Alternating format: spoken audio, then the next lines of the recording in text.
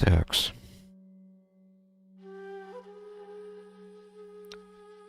Сейчас все проверим.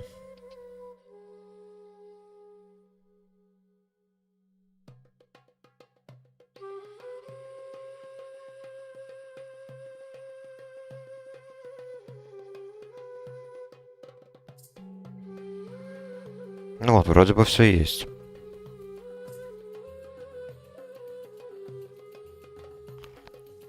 Так, сразу регистрируемся.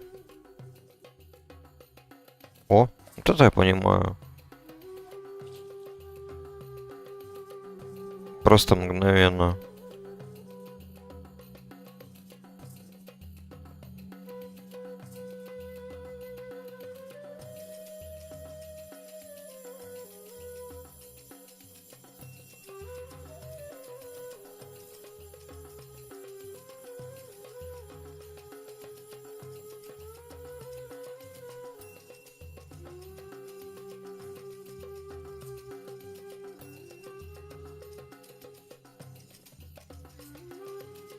Угу. То есть 1 ДП сразу же вышел, когда умер. Ну ладно.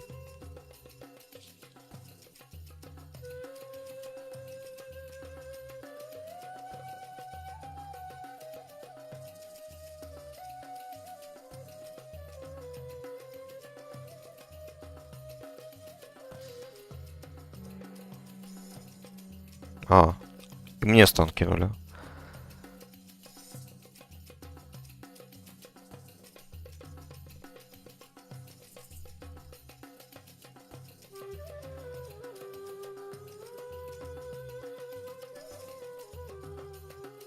Так, ладно, сначала кинем Nature Swiftness на R. Так будет быстрее.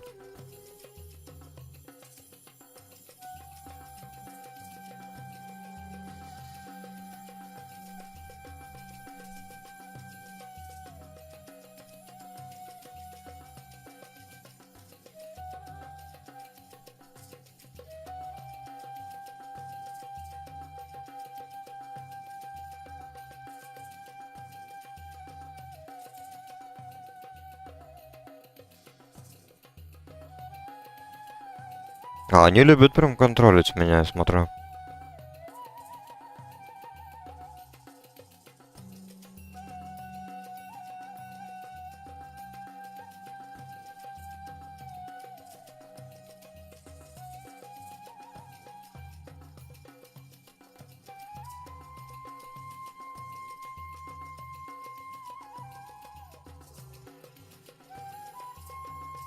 Что-то как-то у меня быстро мана закончилась.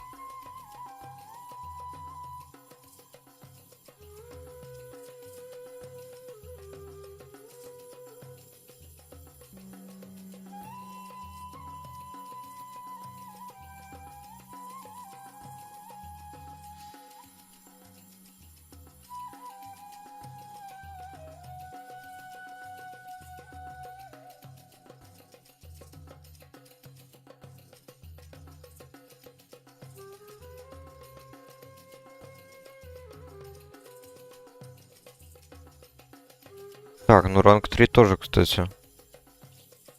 Немало маны просит. Видимо, поэтому.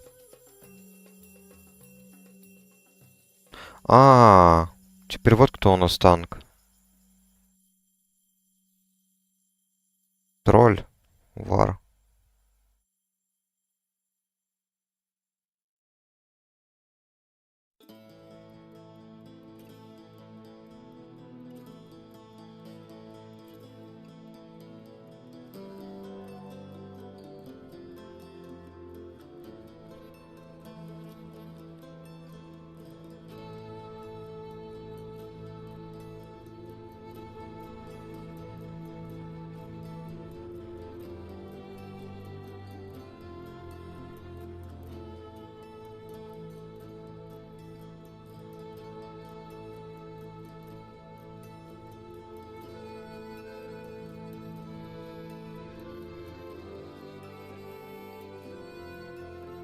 Дайте маны попить.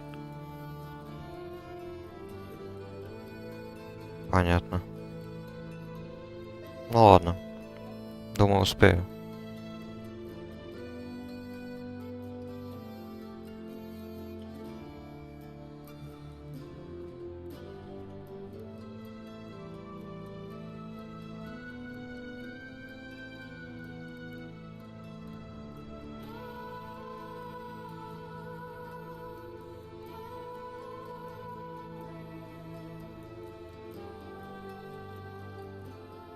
Да, хилить, наверное, сейчас лучше. Вторым рангом. Это как-то дешевле выходит, потому что, получается, третий ранг стоит практически столько, сколько же и регроуд. А это как бы не особо хорошая тема.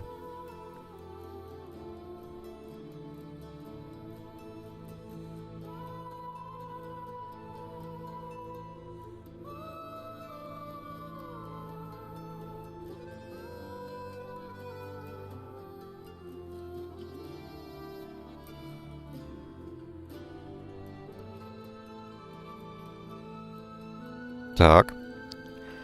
Еще раз кидаем ходки.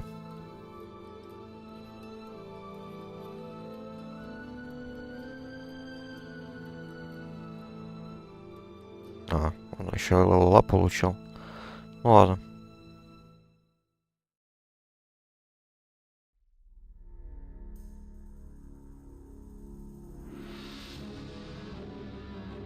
Так, пьем.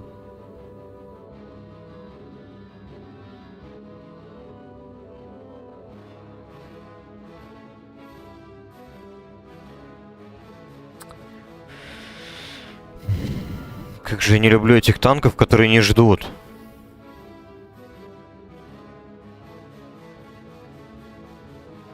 Я, конечно, понимаю то, что у него там эти всякие наследуемые предметы, но, блин, он не бессмертный все равно.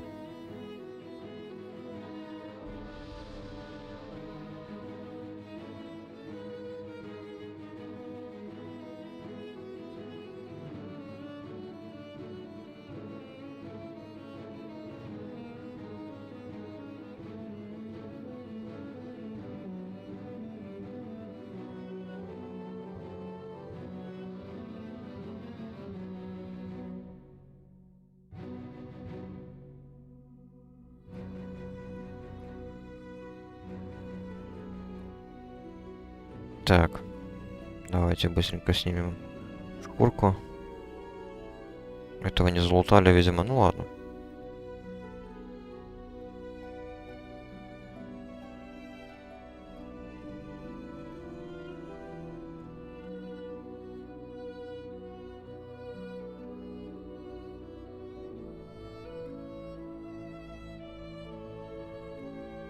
Такс. Давайте еще. Усилим наше заклинание исцеления.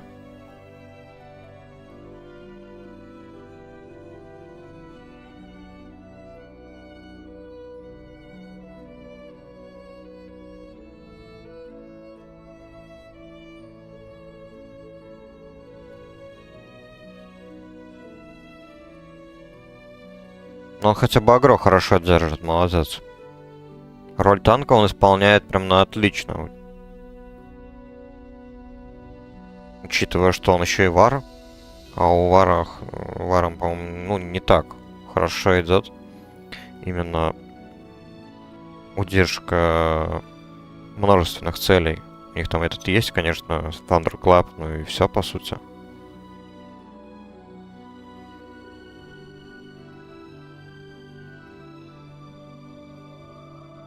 Что-то, конечно, он может в АОЕ удержки таунта. Но такое. Он, по-моему, больше чисто для рейдовых боссов создан.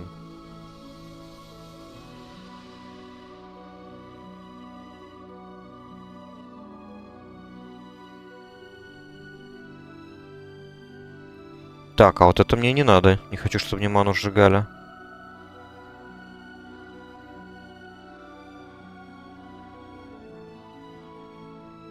Все, сожгли.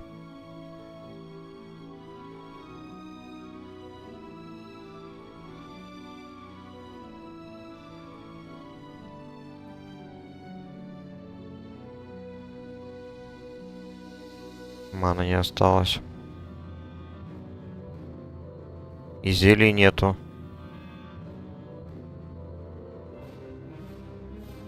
Да, зелий на ману тоже нету.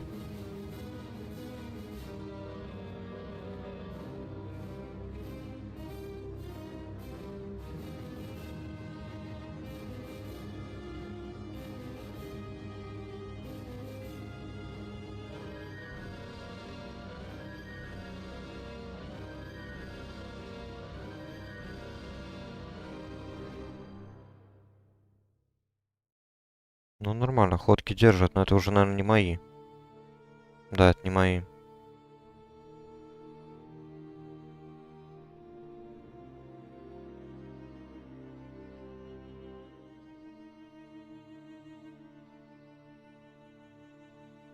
Ты уже второй их поставил.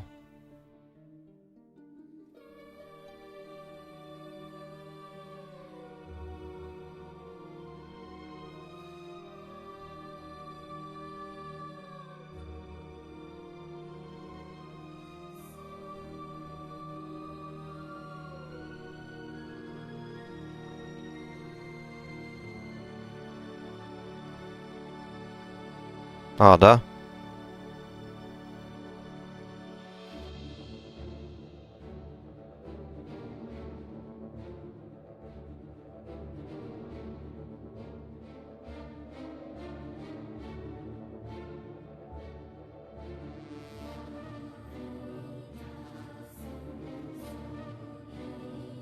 Тут даже не знаю. Может быть, даже и вайп. Опять ману сожгли.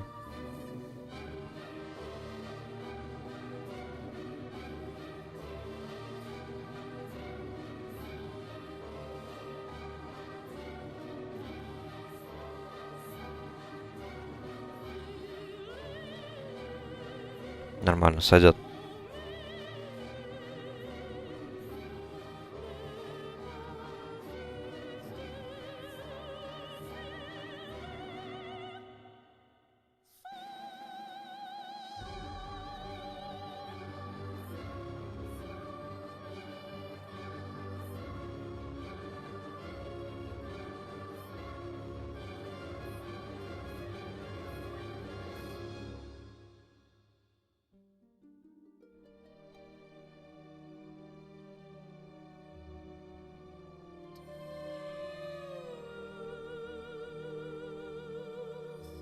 Так, ходки есть. Но потихоньку я смотрю то, что уже вот две мои ходки, они, ну, неплохо держат, неплохо. Когда появится у меня древо, думаю, будет еще проще.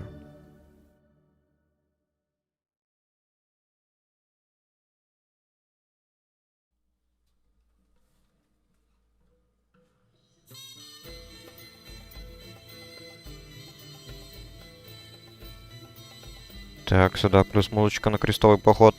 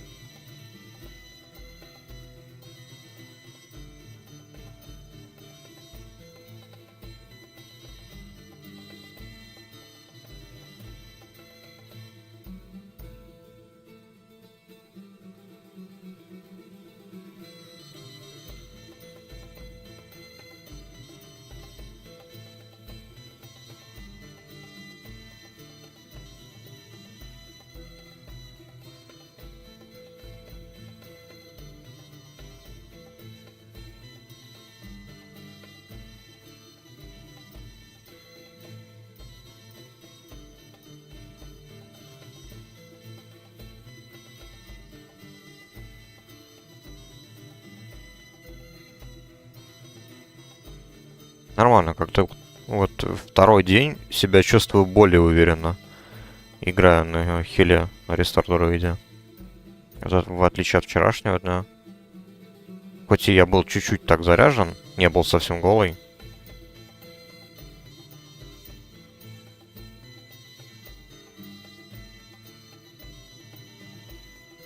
Но уверенности сейчас как будто вот прибавилось. Чуть-чуть так. Опыт есть.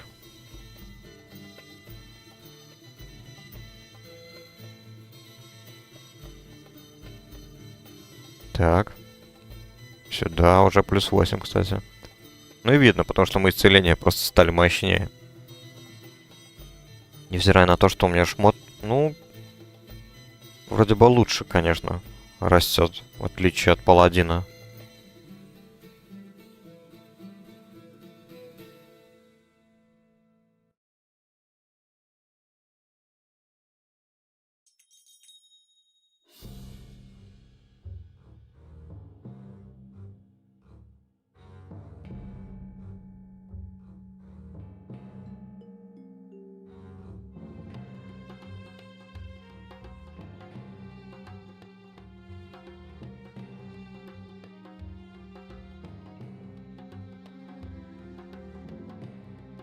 Так, заходим, кидаем ходки. Отходим в угол. Чтобы они не смогли сжечь мою ману. Потом просто обновлю ходки и все. Я думаю, этого будет достаточно. Так. Обновляем. Да, все, норм.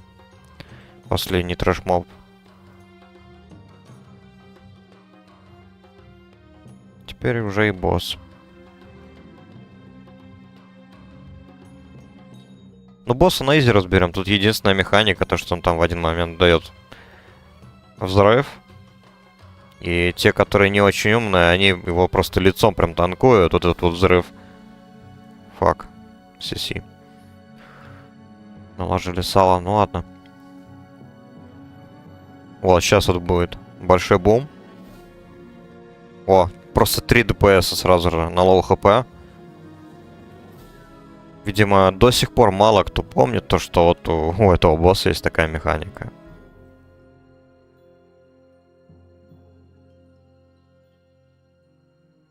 Так. Плечики. Кинжал, кстати. Вот кинжал я бы взял. У меня вроде бы оффхенд. Да, у меня оффхенд есть. Так, и заодно ключ, кстати, тоже пригодится.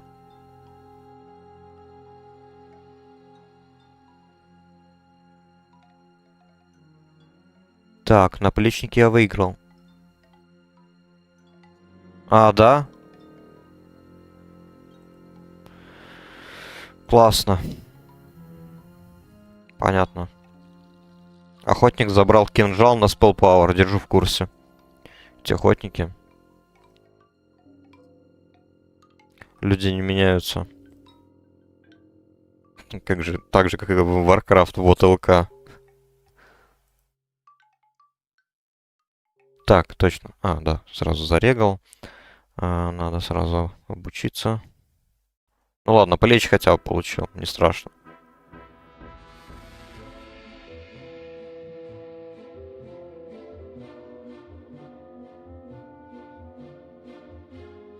Но я думаю, если бы Хант мог бы занидать эти плечи, он бы также их забрал.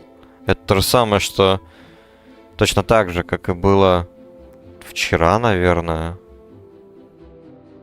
Тоже Хант. И я вот забыл, что он там хотел занидать. Но тоже как какая-то шмотка для кастера. Тупо для кастера, все по статам. Не помню, у меня ее нет сейчас.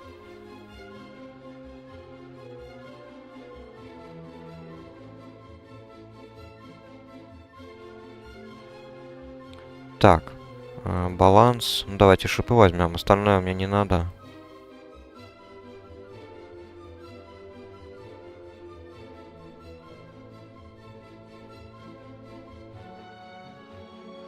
Так.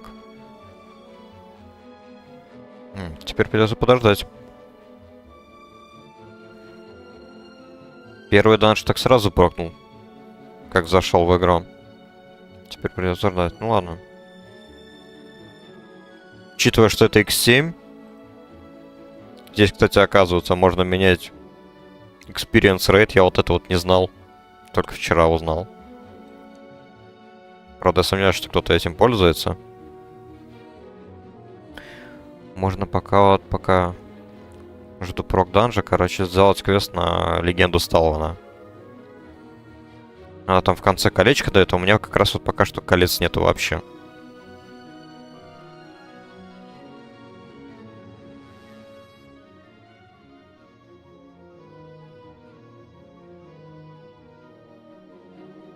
Так, а классовые квесты, наверное, оставлю на потом.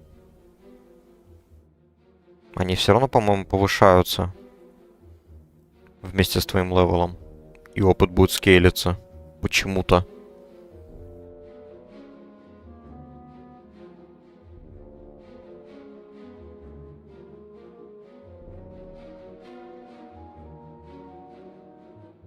Так, точно. Снятие шкур, кстати. Я 34-й, 35-й, по-моему, для следующего уровня. Так, а сколько было нужно? По-моему, 200 был барьер. 200 или 210, вот я вот забыл.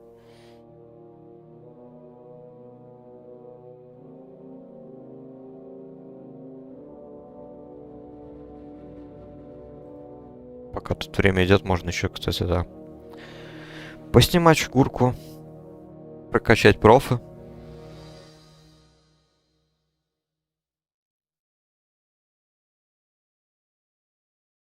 А, блин, надо было еще очистить сумки.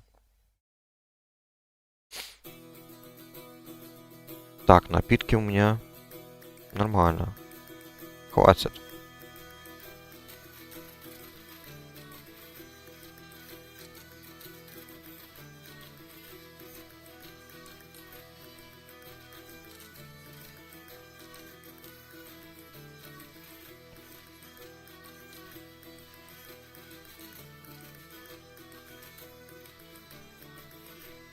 Так. Под музончик едем в Мунбрук.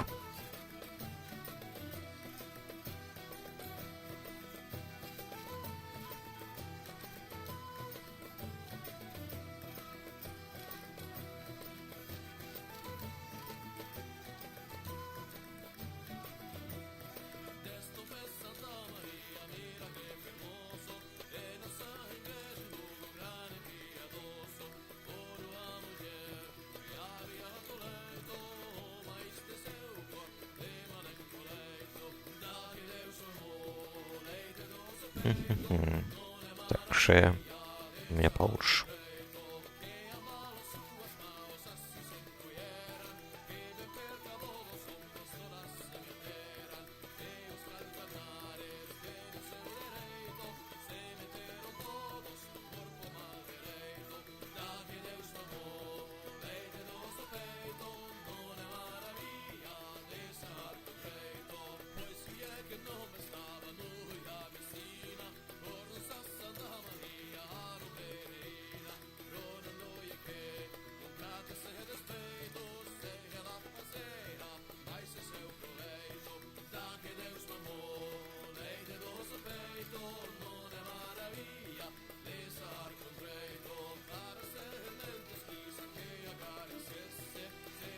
Так, а дальше, кстати, как прокачивать будем?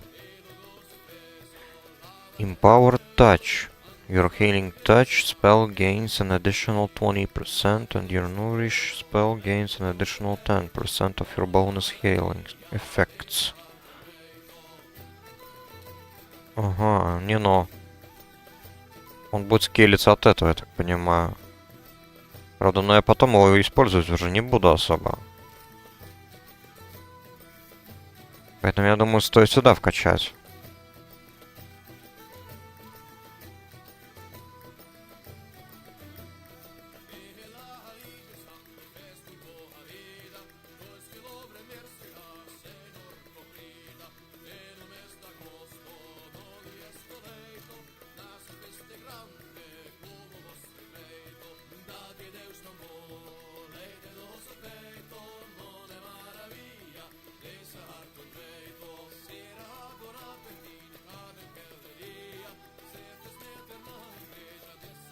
Так, летим обратно в Дракшайр.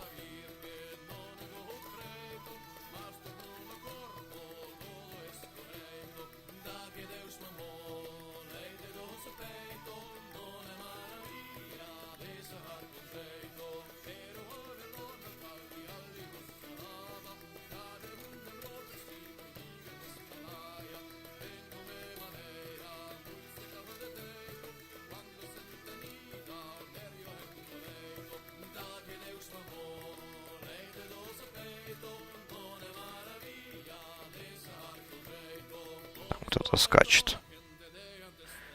Какой-то друид 25-го левела.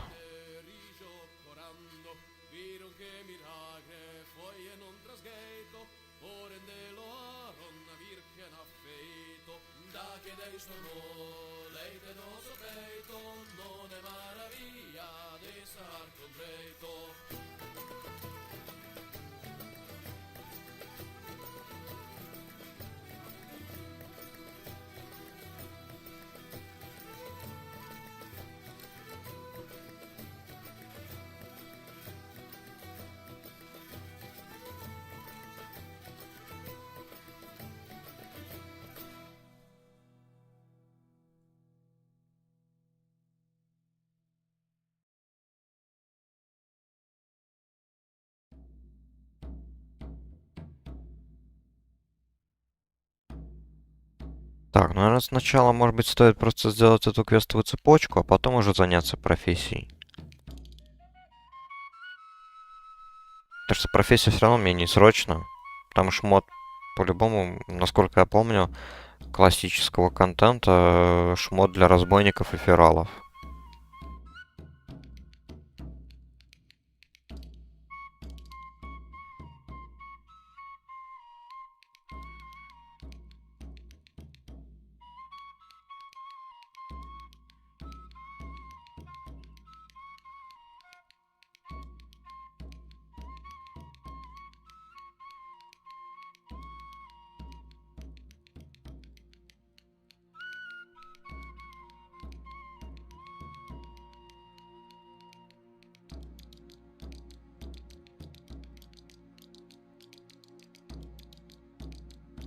Так, ну ладно. Тогда что мы делаем? Докачиваем все-таки до конца Gift of Nature. Как компромисс. Который нужен сейчас. Все-таки он необходим.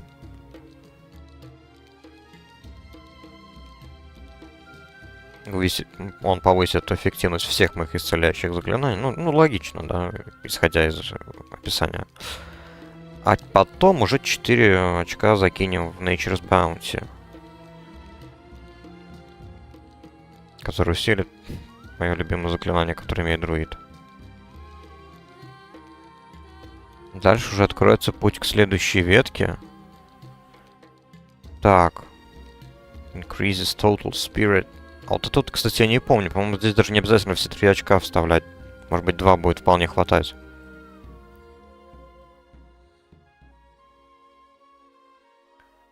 Начнем все равно мы со Swiftmend. Так или иначе.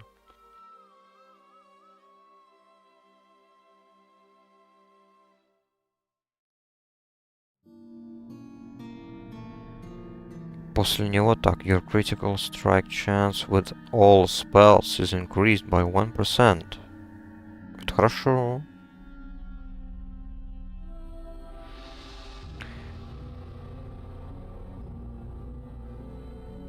Reduces all damage. Ага. Стакается 3 раза. Блин, вот это, конечно, тоже можно. Да. Тогда получается сюда 1, сюда 3, и сюда пока 1 вставим. Чисто на 5% апнем дух. Потом уже там, если надо будет заполнить чем-то, тогда уже добавим. Так, здесь бонус healing effects. Но это обязательно надо, потому что Tree of Life тут no-brainer получается. Чем раньше я эти 5 очков вставлю, тем быстрее получу древо. Но вот вопрос, полезно ли это? When you critically heal your target.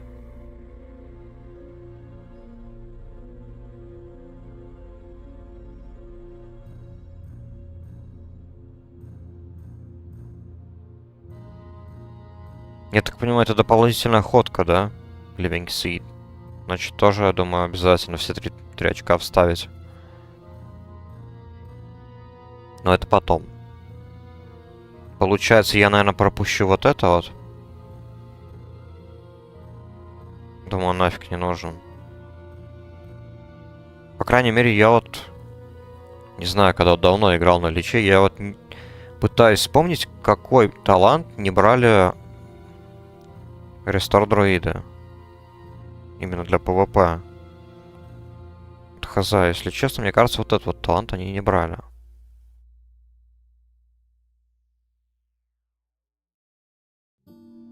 И тогда, получается, вместо него я, наверное, скорее всего возьму Living Seed.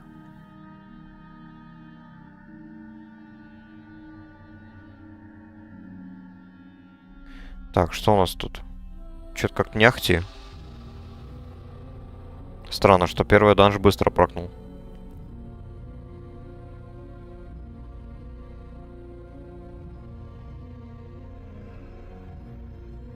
Тут даже ДПСов нет. Ладно. Так. Тут надо его сдавать или нет? А, это уже надо в Штормград. Хорошо.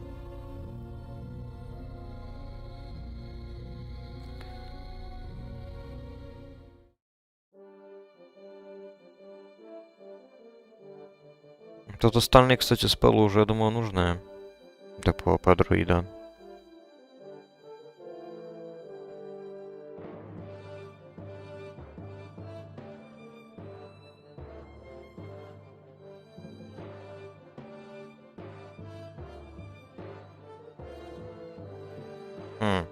Тоже, кстати, интересный талант. Вроде бы первая половина не особо-то меня интересует, а вот вторая... Что-то как-то упустил, что дубовую кожу можно диспелить. Я привык к тому, что все оборонительные заклинания, они как бы, ну... полностью действуют почти, ну, до самого конца. И диспелить их почти невозможно. Ну, это типа... Как бабл, я не знаю, какой-нибудь условный. Или еще что-нибудь. Divine Protection. Или ШВ.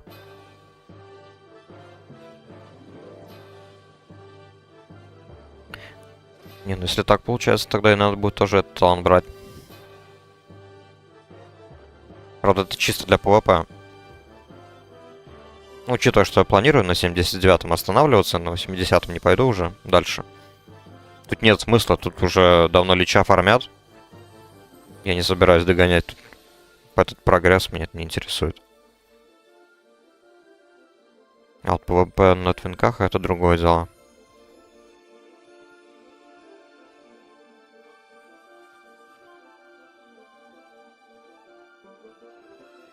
Так, а в балансе у нас что интересное? Получается, Genesis, 5 очков каких-нибудь, да.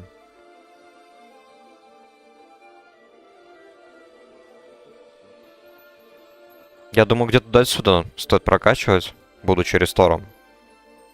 Включая вот этот вот талант. Так, блин, пока тут говорил. Упустил поворот. Ну да, вот это последнее, наверное, все, что нужно будет. А потом продолжить рестор, если будут еще оставшиеся какие-то очки.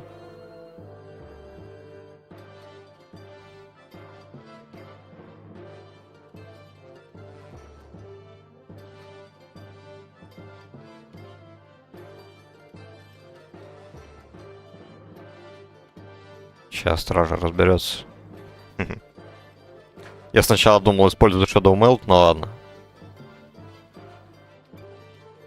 Хрен с ним. Блин, да вы что, издеваетесь? Вот вчера точно так же начиналось. Только зашел в игру. Ждал где-то 20 минут, по-моему. Около 20 минут подождал, тогда прокнул данж. Тут наоборот, сегодня сразу как зашел, прокнул, и теперь уже нет.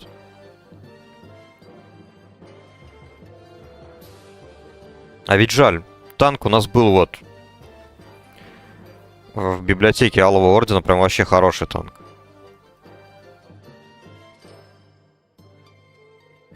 Так, это, по-моему, в лесопилку надо, думаю, ладно, пешком. Там, правда, у этого танка они были шмотки эти. Наследуемые. 3 как минимум.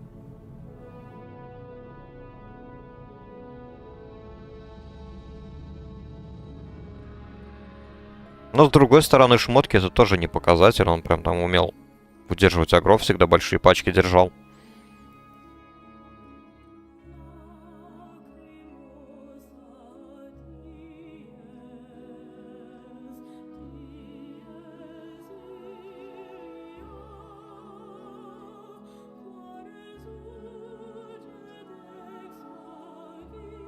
Офигенный трек.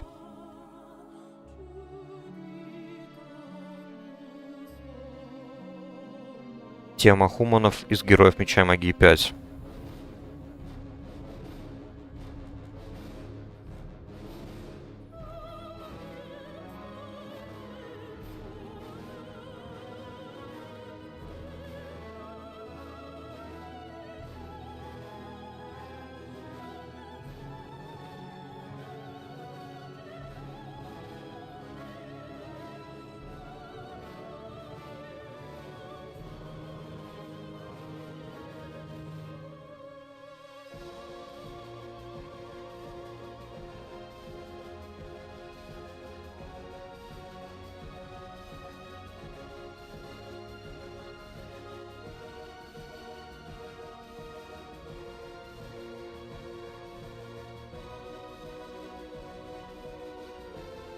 Блин, дайте мне танка.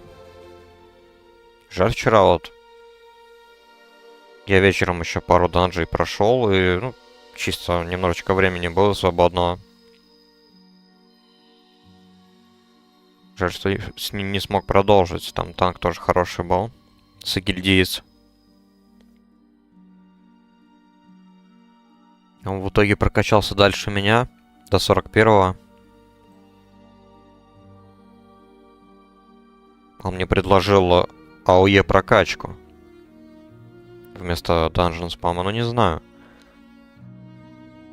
Мало того, что у меня не было особо времени, тогда я как-то не хочу это.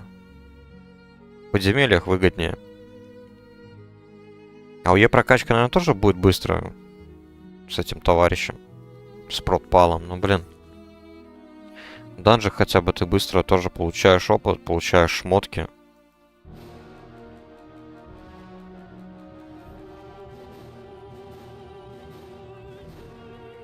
Возможно, это тоже вторая причина, почему я отказался.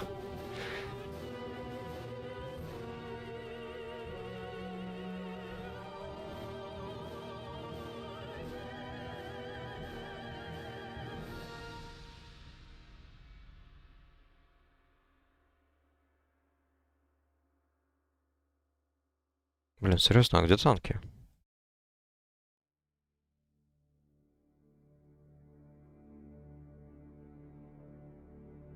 Блин, жаль, у меня, кстати, гильдия вполне только новая.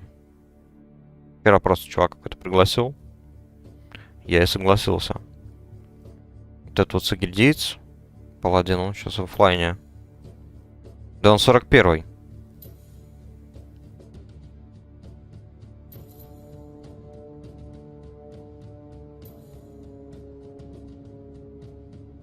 Так. Ну вот, уже последняя часть квеста.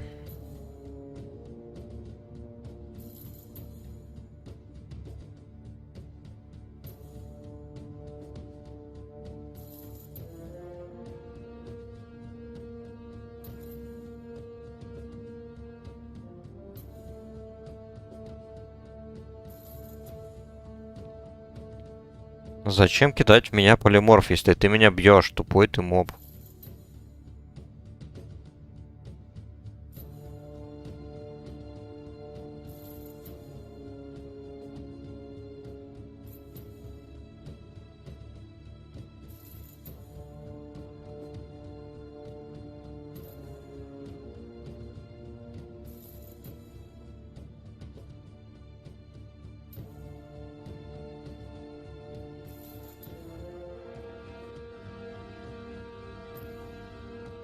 Интересная реклама.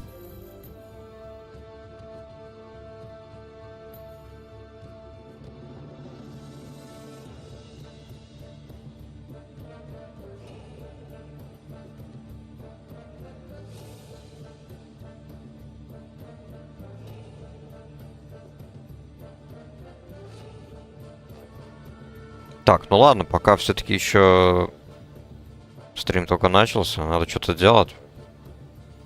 Пока данж не прокнул. Буду фармить кожу, прокачивать профессию. Ничего не остается другого.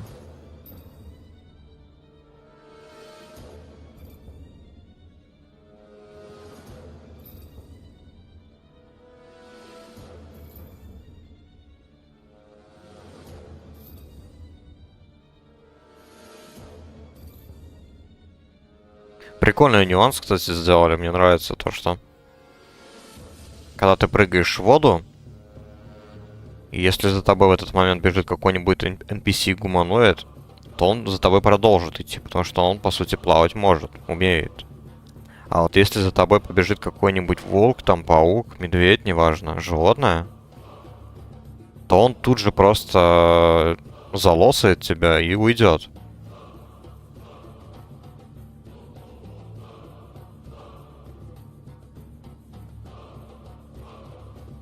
Хотя они вроде как тоже, ну, в природе, в настоящей природе плавать-то могут.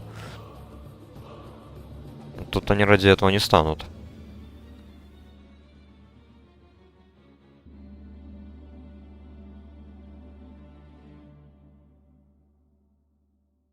Так, ну вот хотя бы ДПС набрались.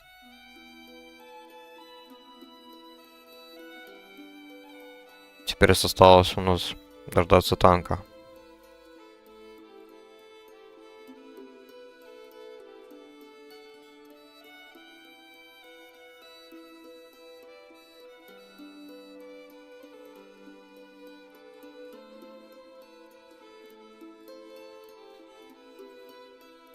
Так, прикинем пока все вот это.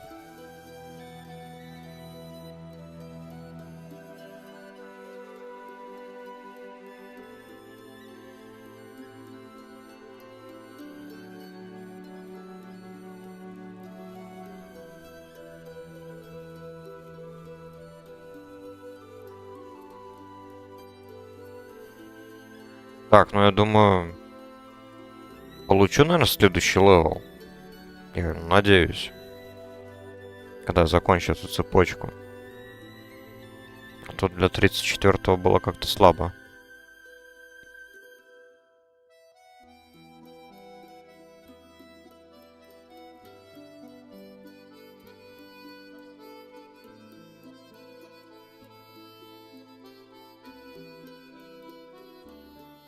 Так, что тут за... А, кольцо-то изменили. Точно. Блин, я настолько долго не играл в Лич, что я даже это забыл. Без понятия, чувак, без понятия. Но я рад, что YouTube рекомендует вот таких вот ноунеймов, как я. Я очень рад.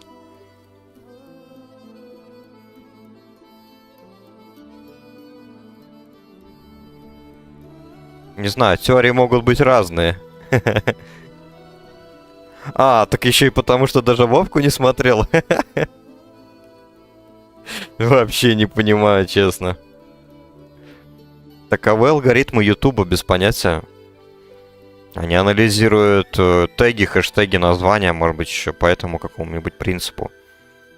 Если хоть какими-то играми интересуешься, тогда да.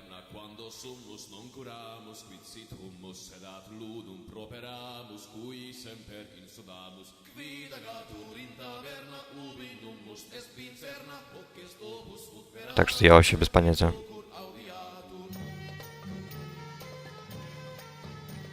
Ну вот, да, может быть в этом и плане. То, что типа игра и игра, какая разница. Да, я думаю, порекомендую другую игру.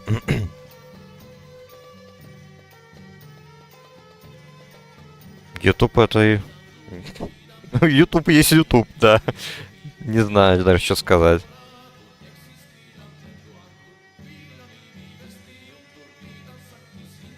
Ну, не всегда он рекомендует то, что ты смотрел. Он еще и анализирует все, что как бы еще в целом, то, что ты смотришь. Из этого он может тебе предложить что-то новое, похожее. Исходя из твоих вот предпочтений. Вот и появляются рекомендации. Таким образом. Если я правильно понимаю.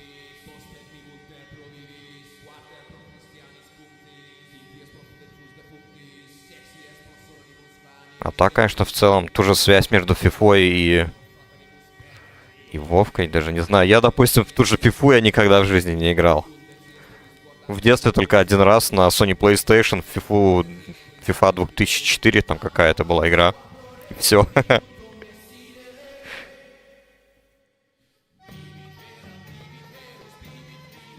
Не, в доту я пробовал с другом играть. Мне тупо лень учиться в новые мобы играть. Если в мобу, жанр моба, то тогда уже Лига Легенд. Вот Лига Легенд мне еще, ну, нравится. Но опять же, одному играть в Лигу Легенд тоже как-то не особо по кайфу.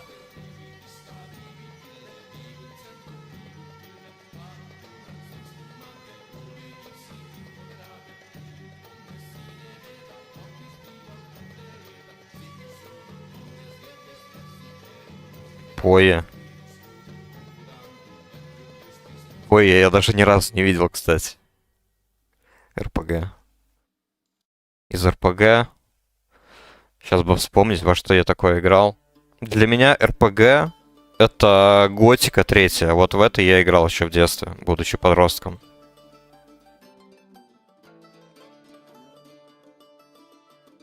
Так. Да-да-да, я знаю, что это Path of Exile. Она изометрическая, если я правильно помню. Что-то типа Диабло.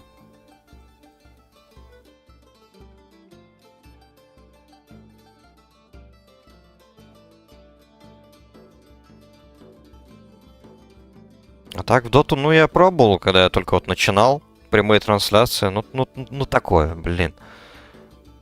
Вроде бы та же моба, что и Лига Легенд, но, блин, много всяких нюансов, что нужно делать иначе. Не понравилось мне.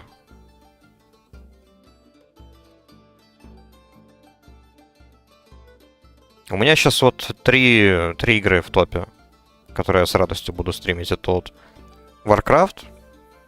Я вот еще и помимо Лича играю на Черепахе сервере Turtle Wolf. Там классическая версия. Потом вот Hold Fast Nations at Wars. Это, по сути, Mountain Blade Napoleonic Wars, только проапгрейженный. И вот третий еще могу от Лигу Легенд поиграть. Правда, сейчас я пока что ее ненадолго забросил.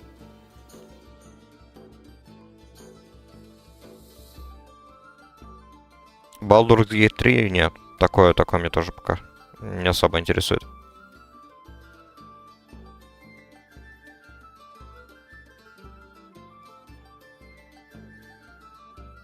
Ну а я вот, если убрать мои попытки в этом году поиграть, там пару часов я играл, то вот я как раз-таки последний раз играл вот в 2012 году. Именно в 2012. Я попробовал со своими одноклассниками еще тогда. Я как раз вот последний класс у меня были. И все. Я понял то, что это не моя игра, точно так же, как и CSGO какая-нибудь. Я все детство отыграл в CS 1.6, потом попробовал CSGO, понял, что какой-то прицел у меня не такой, или я просто какой-то идиот. И стрелять не умею. Поэтому шутеры тоже сразу отметаются. Недавно вот товарищ меня затащил в сквад поиграть. Но, блин, ну такое. За сколько? За 3 часа игры я, наверное, только двоих подстрелил. 2 или 3. И один из них оказался мой союзник.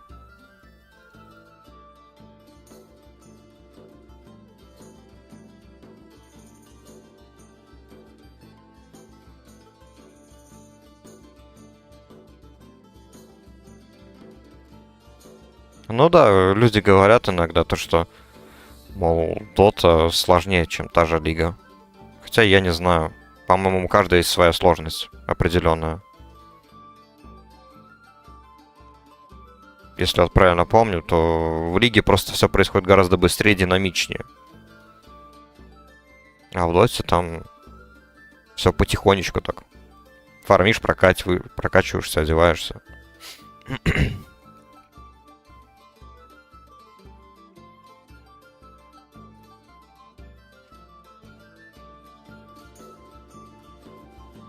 А есть какие-то достойные проекты с VR-очками этими? Хотя я знаю, некоторые вроде бы нормальные тайтлы тоже выпускают. Как и с VR, так и без него можно играть.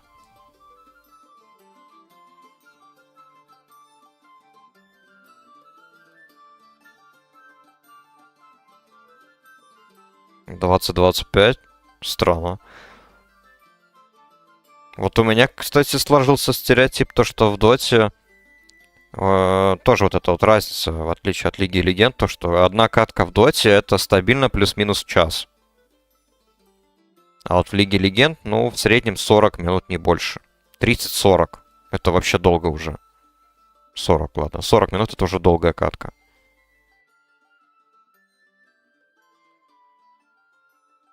Вот когда я вот тут недавно пробовал с товарищем со своим, он сказал, там есть такой быстрый режим, где голда еще капает.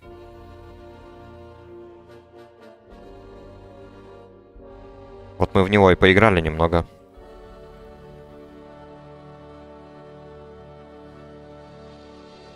WoW Phasmophobia, кстати, я знаю. Я не играл, но я видел на стримах на Твиче. Это, кстати, игрушка прикольная. В нее вот надо собирать большую компанию людей и вот играть с VR-очками вообще, наверное, было прикольно.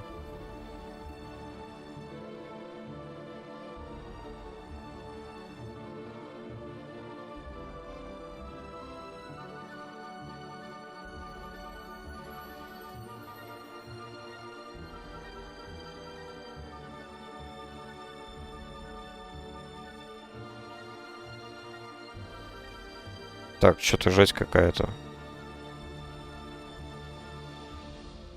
Что-то группа совсем не собирается, уже больше полчаса прошло.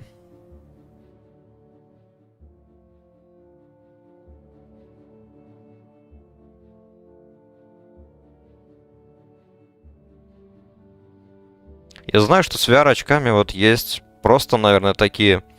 Я не знаю, это игры или что это, где люди создают каких-то аватаров и просто общаются, как я не знаю, что это, типа Дискорда какого-то интерактивного, или как это можно назвать, без понятия.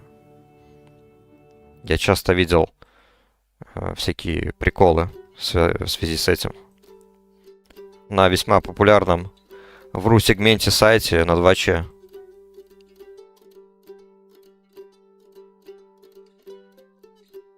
Так, сколько надо? 200. Хорошо. Мета.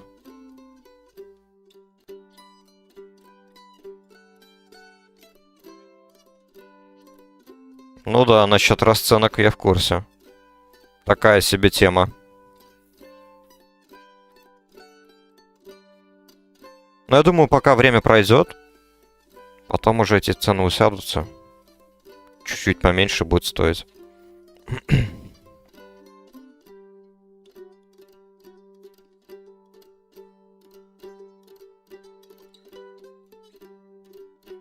Так, у меня в банке еще вроде немножко кожи было.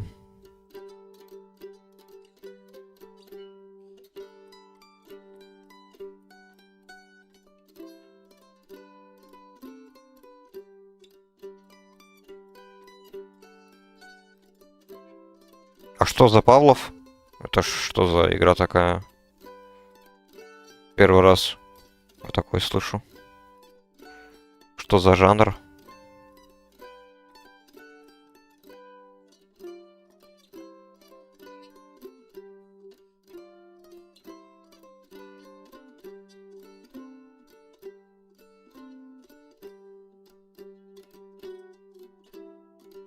Ну да, все верно. Про миллионы это, конечно, да. Годы идут, Warcraft все так же стоит. Хотя сколько обещали убить Warcraft и так далее, а в итоге получается так, что Warcraft может убить только сам себя. Так, ладно, данж прокнул.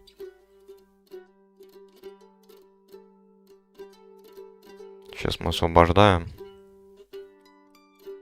Полетели.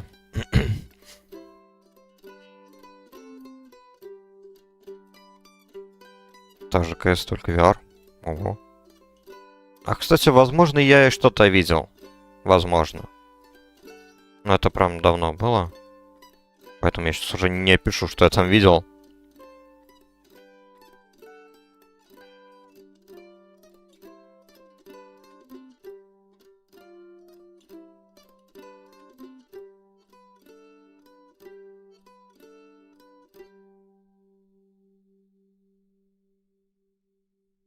Но она сама себя убивает.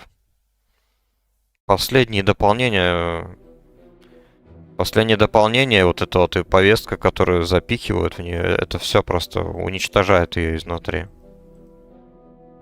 Поэтому, как я и говорил, никакая игра, ну, по крайней мере, MMORPG жанра, никакая ее не уничтожит. Но есть вот разве что пока что такая слабенькая надежда на ММОшку от разработчиков Лиги Легенд.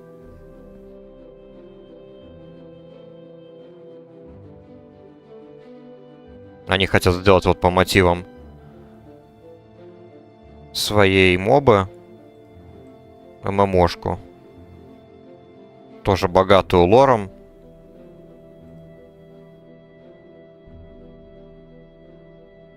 Там показывали карту всех событий и так далее. Ну, выглядит прикольно, конечно.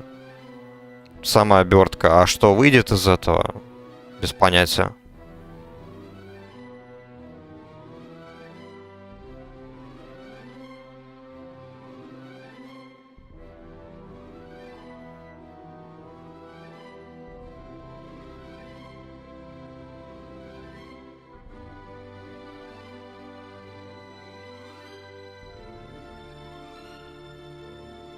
Что с юбиками, кстати, происходит, я вообще не понимаю. Они...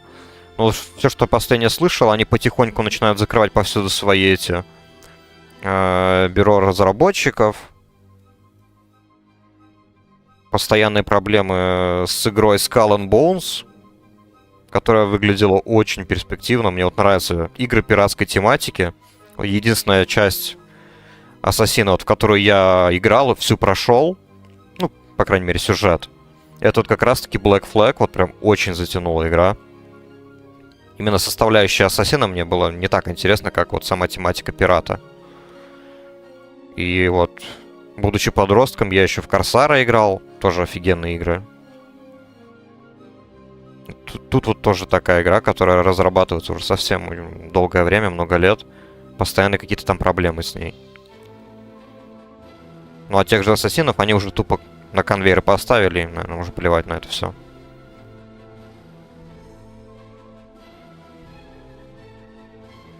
Да те же герои, кстати, меча и магии. По сути, вот на пятой части они остановились. Дальше уже качество пошло вниз.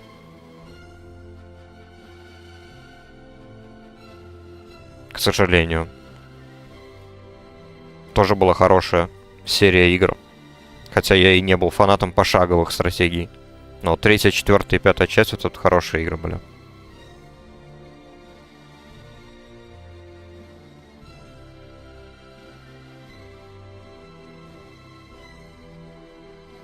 Ну, насчет близов еще посмотрим.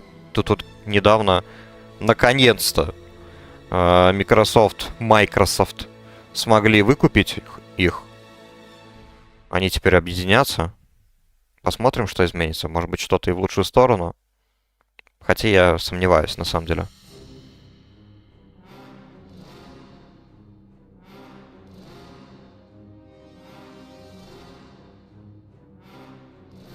Введут, наверное, вот эту свою систему с подпиской, да и все.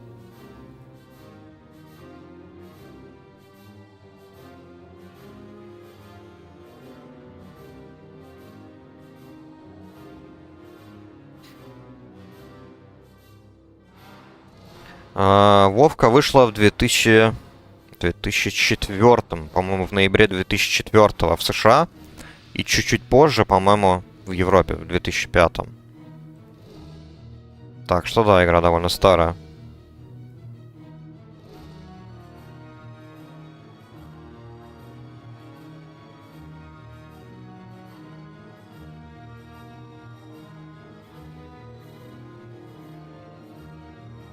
Ну вот насчет графики, я, кстати, видел один любитель моддинга, я не знаю, как его назвать правильно, он на движке Unreal Engine 4, наверное, получается, в игре Conan Exiles просто переделал вот текстурки, сделал мод под Warcraft именно. И выглядел прям офигенно. Я вот не понимаю, почему Blizzard до этого не додумываются. Сделать условный World of Warcraft 2.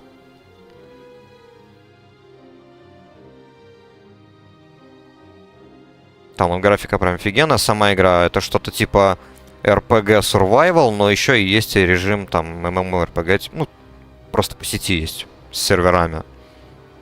Он там прям сделал именно локацию степи. Ордынскую локацию. Выглядел прям очень классно. Но так как делает это все один человек, там он мало что успел показать.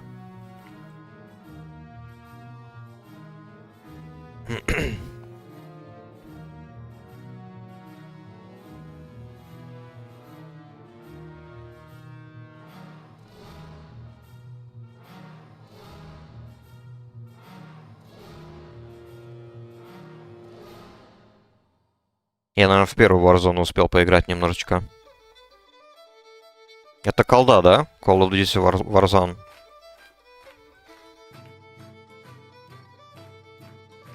Она была, по-моему, бесплатная, можно было ее просто взять, в лаунчере скачать и все.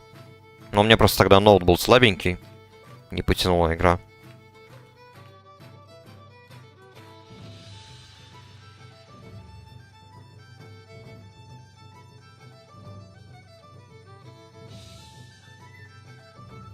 Я о ней мало что могу сказать. Она мне разве что ассоциируется с этой... с Fortnite каким-нибудь и так далее. Ну, потому что это, по сути, и есть королевская битва. С какими-нибудь минимальными изменениями. Разницей какой-нибудь там, не знаю. Я и Fortnite тоже как-то попробовал. Только один день поиграл, вот. Там я и два моих друга. Просто один день зашли, поиграли пару часов. Нам наскучило, мы все опробовали, и мы удалили игру.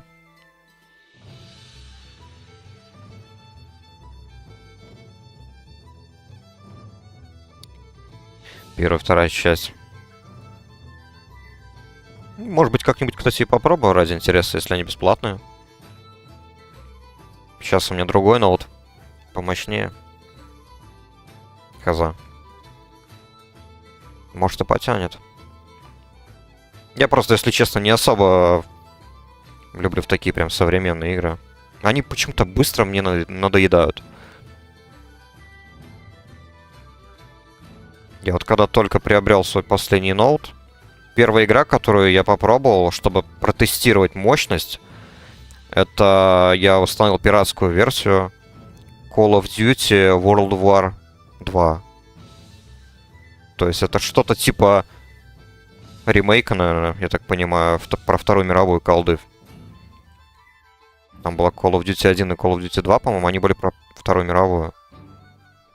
Это еще старые такие игры, 2005 года.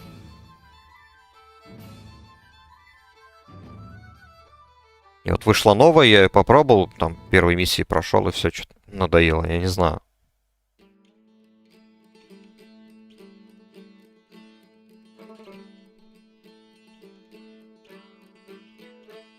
World War. Получается. World at War это, скорее всего, про современный конфликт. Там была Вторая мировая, там первая миссия была опять это высадка в Нормандии, по-моему. Американская высадка. День, да.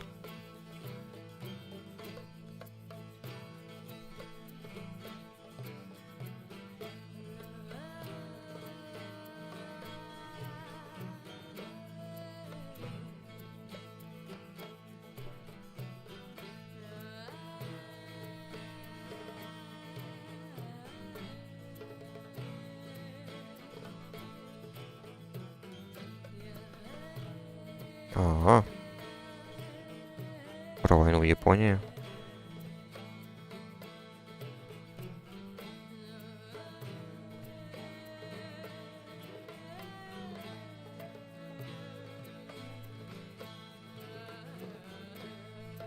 Ну, вот насчет вот азиатского театра войны не знаю.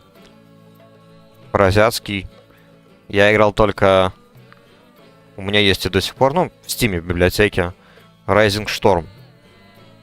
Неплохая игрушка. Одному, правда, скучно играть. Я там с другом поиграл, пару видосов записал. Первый раз просто пробовал.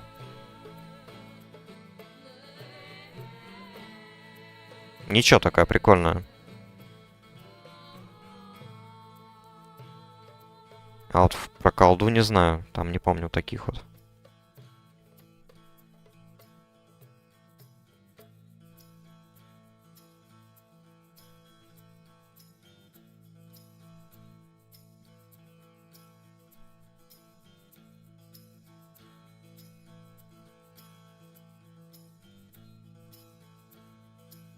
Да и вообще, кстати, насчет шутеров. Меня, если честно, больше интересуют шутеры, связанные с Первой мировой. Возможно, просто потому, что хочется вот этой вот справедливости в плане того, что почему-то как-то все не говорят о Первой мировой. Какая-то она не популярная в игровом плане, то есть мало игр создает по сюжету Первой мировой.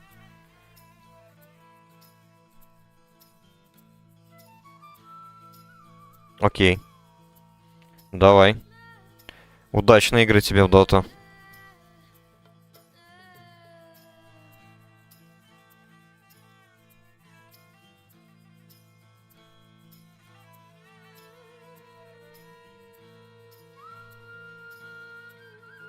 Так, блин, у меня тут мана заканчивается.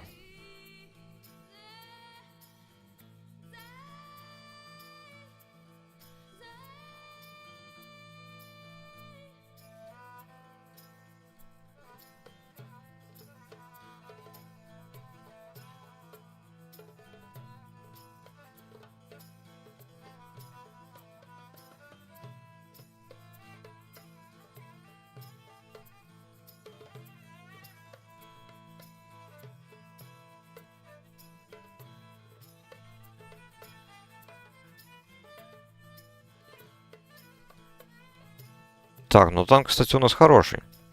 Это, по-моему, предыдущий, который был в первом данже у нас. Видимо, нет, ладно. Это что? Это ты о чем? Я немножечко запутался.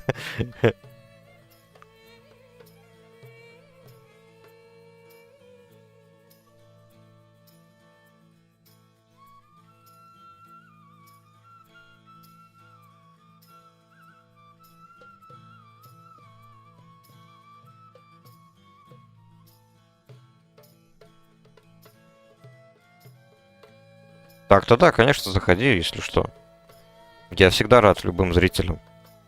Учитывая, что у меня чаще всего мало кто заходит, и редко кто что пишет. Поэтому да, я буду рад любому.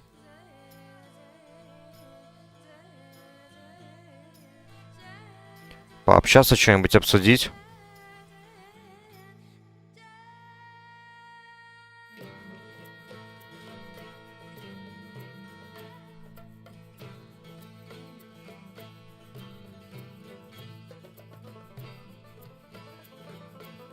Не-не-не, у меня просто чат включен. Чат я читаю просто через телефон. В отдельном окне. Поэтому я вижу все.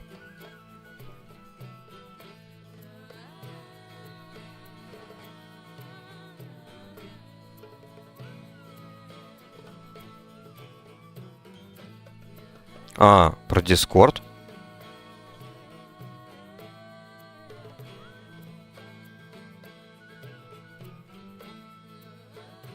Про Discord, да. Не знаю, может быть, чат автоматически это блокирует, если там ссылка была. Так, сейчас. Дринкинг. Тогда сейчас изменю. Все сообщения.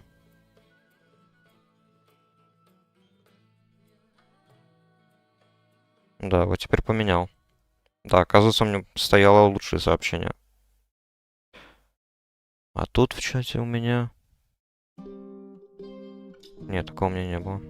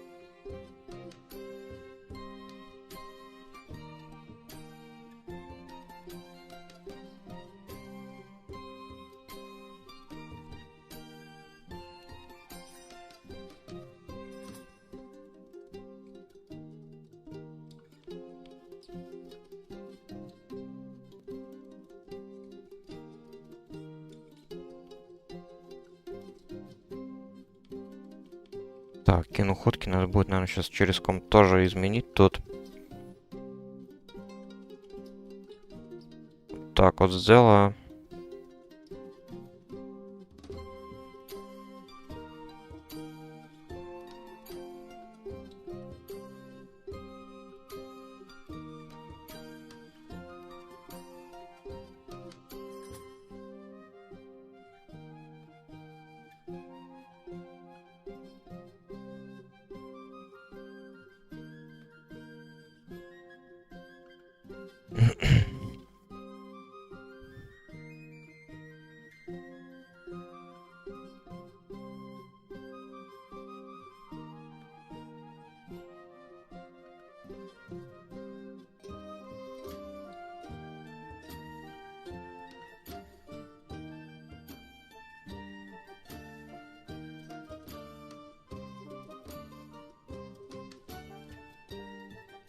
Да, странно, что-то я не видел, видимо, это сообщение.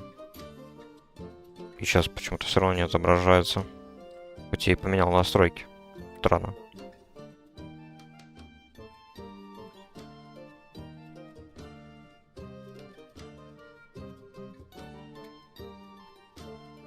Че, и трудно отвлечься, пока я тут хилю.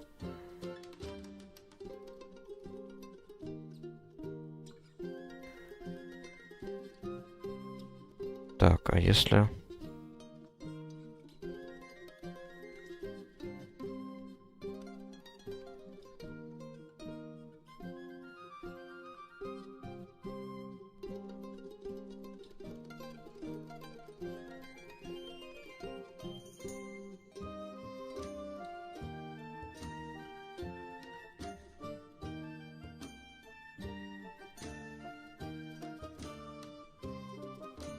Ну вот я вроде бы настройки изменил. Сейчас, может быть, я буду видеть все сообщения. Надеюсь. Надо будет покопаться, и в этом всем еще относительно новенький. Так, ну что ж, наконец-то дошли до босса. А, ну здесь ладно, тут вообще пофиг. Мне ничего не выпадет с этого. Ничего нужного. У него, по-моему, все кольчуга. Плюс топор. Мне это не надо. Только разве что могут быть эти гербовые накидки. Скрипов.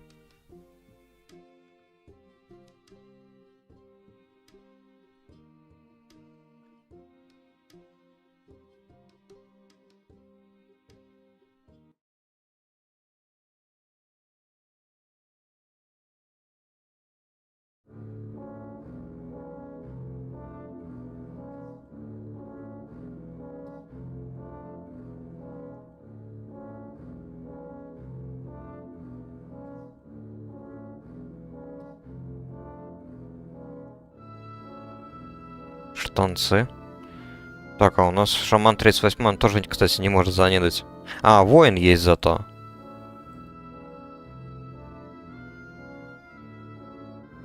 Ну, воину тогда ГЦ, да? Получается, да. Воин забрал штаны. О, Накидочка. Это дяде надо. А, да. Все нидают. Ну ладно. Ну ладно. Кто в итоге выиграл? Шаман. Так, надо подлутать, может быть, еще будет, не? Не. Жаль. Досадно. Так, а тут что?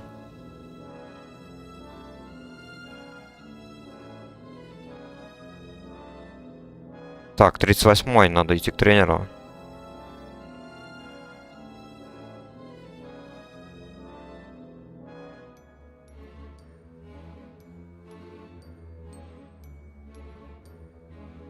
Плечи опять на кота.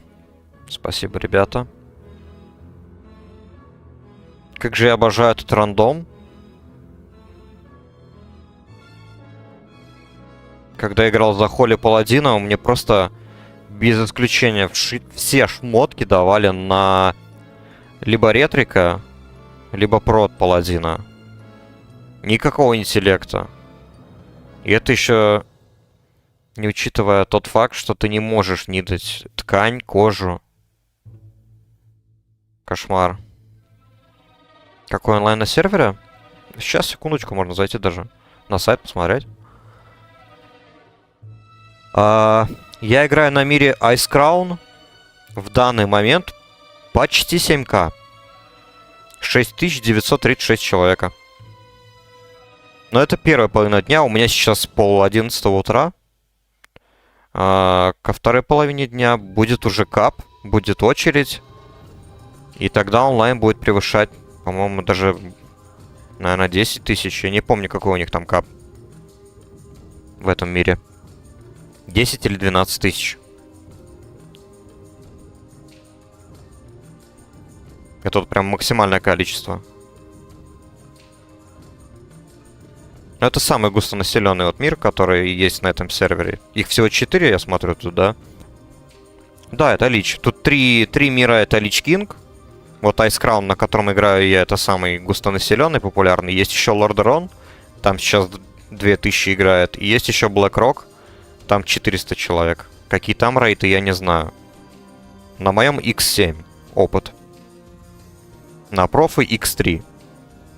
Четвертый, кстати, мир это Пандария. Но на Пандарии тут тоже, смотрю, 300 человек играет.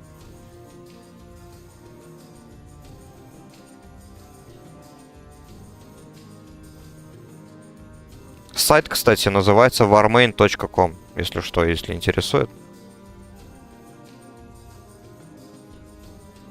Из всех англоязычных, наверное, приватных проектов по Личу, я бы сказал, это, наверное, самый такой. Самый популярный. Ну и плюс стабильно работает. Тут багов очень-очень мало. И они прям... Если есть, то они самые такие незначительные.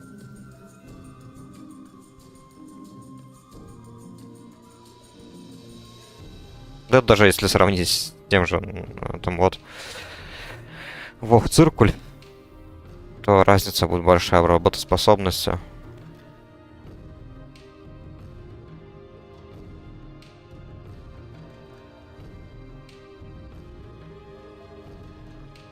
Так, ну что, пора регать еще. Так, я 38-й, надо купить еще напитков на 35-й тогда, наверное, левел.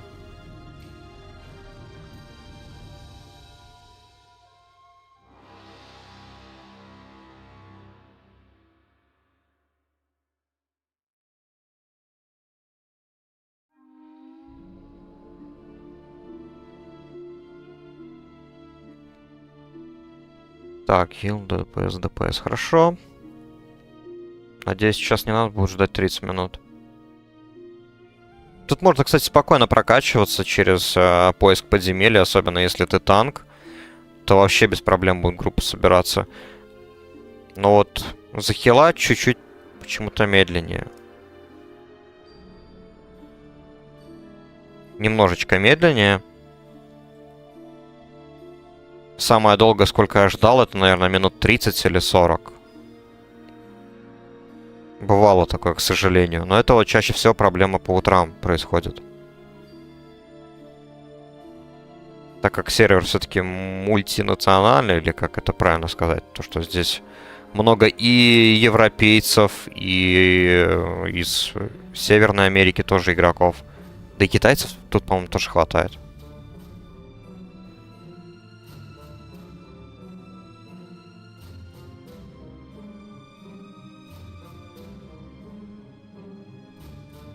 Ну, я уже начал как бы за рестора играть.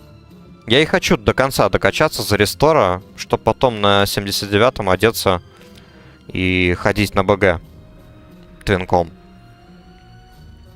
Тем более, я помимо этого сервера, я еще играю на классическом сервере Turtle WoW. И там у меня друид как раз-таки Ферал Медведь. Поэтому я еще как бы таким способом отдыхаю от танкования.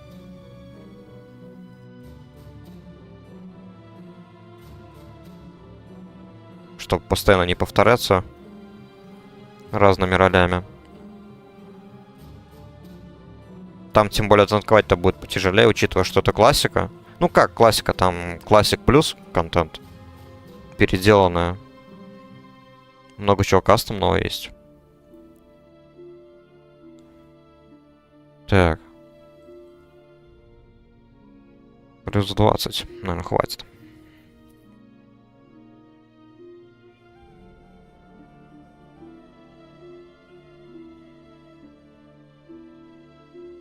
Так, ну ДПС есть. Остается подождать танка. Ты, если что, мне тут в гильдии вроде бы... А, вот и, кстати, появился он. Он 41-й, я 38-й.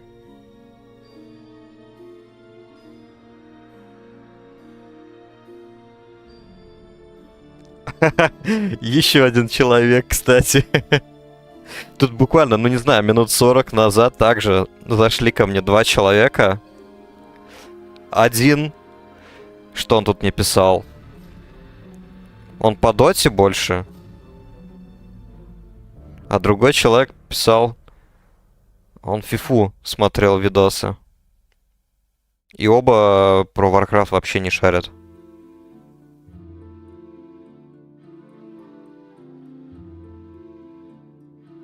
Да, странно, конечно, у Ютуба сегодня поведение, но я не удивлен. Бывает такое. Но с другой стороны, я рад, что он предлагает людям. И я рад, что люди заходят. А то обычно бывает так, что я постримлю, никто не заходит, и только люди потом в записи смотрят. Baldur's Gate. Но Baldur's Gate мне контента такого нет. Я в Baldur's Gate не играл ни разу. Я знаю, что это за игра. Знаю, что только совсем недавно вышла, по-моему, третья часть, да, или какая там. Но в саму игру я не играл. У меня на ютубе в основном, на моем канале, контент по Warcraft, по Mountain Blade, по Holdfast Nations at Wars. Раньше Лигу Легенд тоже играл, ну, сейчас уже надоело. Итак, по чуть-чуть еще там некоторые игры.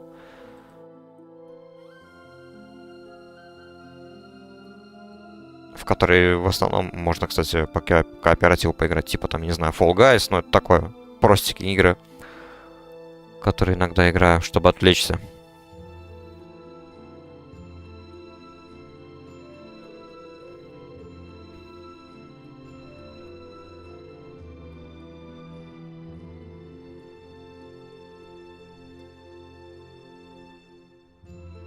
Ага.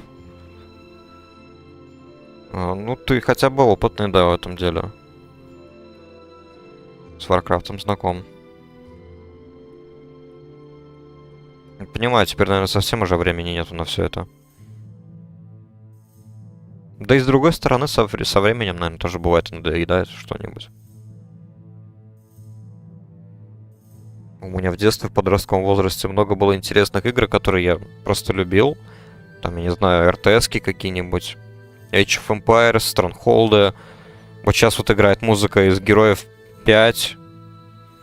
Я и в Герои любил играть, но сейчас как-то... Я эти игры люблю до сих пор, но играть почему-то не хочу. А так, да, с детьми, конечно, вряд ли есть время.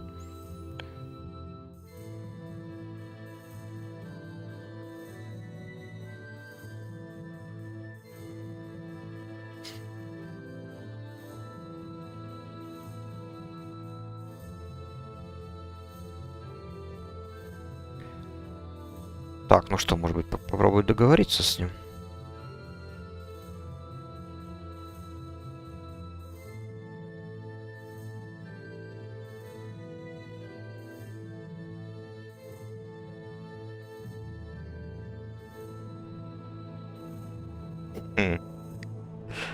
Ничего себе, даже ночью.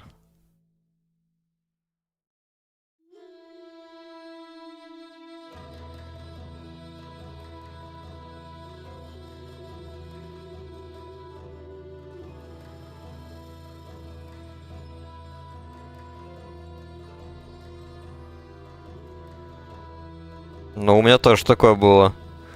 Бывало, когда я... Да и делать особо нечего, я не был из тех, кто выходит на улицу, там, не знаю, палками подубаситься или, я не знаю, или еще чем-нибудь поделать. Как-то мне это все не интересовало особо. Иногда, да, конечно, выходил, надо и поактивничать. Но и любил, да, посидеть подольше.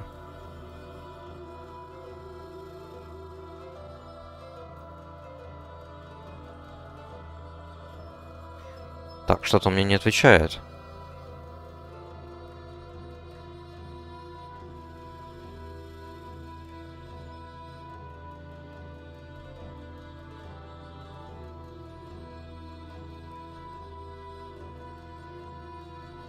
Тут, кстати, в этом плане вполне удобно сделано. Тут рейты X7 на этом сервере, на Вармейне. Как я уже говорил, вот тут даже можно регулировать. Мне вчера в чате написал один из новых зрителей, то что правым щелчком на Experience Bar вызывается вот такая табличка, и можно потом поменять, если что. Ну, это я к тому, то что если вдруг, допустим, появляется вот время поиграть, тут вот прокачка до максимального левела, это прям не составляет труда. Я, допустим, вот прокачал себе сначала паладина до 55-го, чтобы потом сделать ДК. Потому что ДК же нельзя сделать, не имея персонажа 55-го левела. И вот до этого 55-го левела я, ну, за дня 3 так неторопливо прокачался именно только через подземелье. Тоже играл за хила. Холли паладином.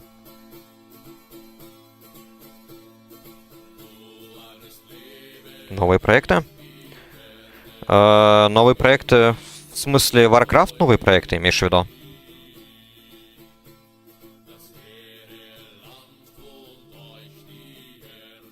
Или в целом вообще игры новые?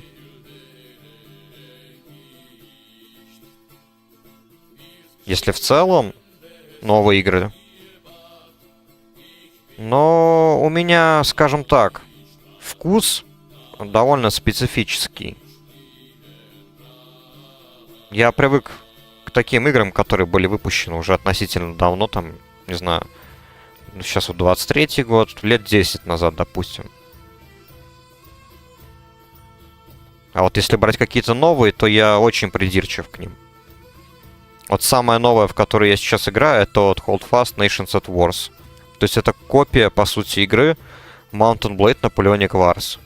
Просто вся разница, то, что там немножко все более проработано, графика получше, и там есть голосовой чат. Вот там, да, мне это нравится.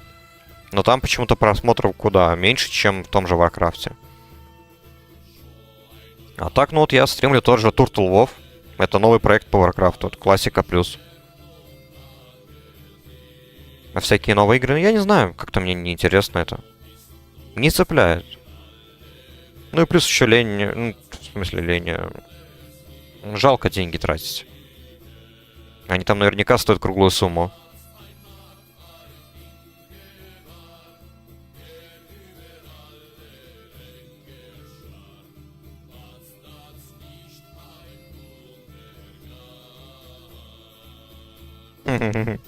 Ну да, тоже вариант. Правда, я пользуюсь рутрекером. Но Рутор давно не заходил.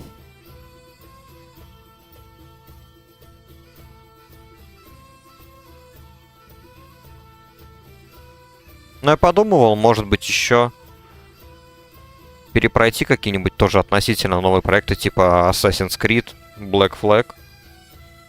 потому что мне просто нравится пиратская тематика. Потом вспомнил, там слишком много авторской музыки. Там буквально все саундтреки, которые встроены в игру, все, что придумано, они все авторские. Поэтому мне потом YouTube загнобит жалобами. Надо смотреть, что там еще планирует выйти.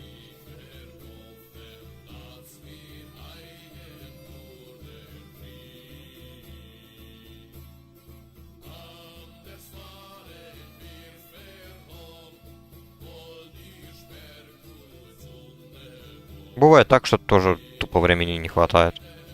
Хочется просто постримить какую-то одну игру. И все. Бывает так, что я забираю бесплатные раздачи. Там на том же Steam или Epic Games. Там тоже есть относительно новые игры. Там, например, вот на Epic у меня есть Звездные войны Battlefront 2. Она относительно новая игра. Total War Warhammer. Но вот почему-то как-то еще не дошло до этого. Как-то не очень. Хочется в это пока играть.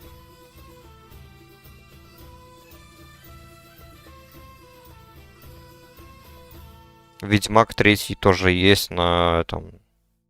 в Стиме у меня в библиотеке. Но я даже в это вступление до конца не прошел.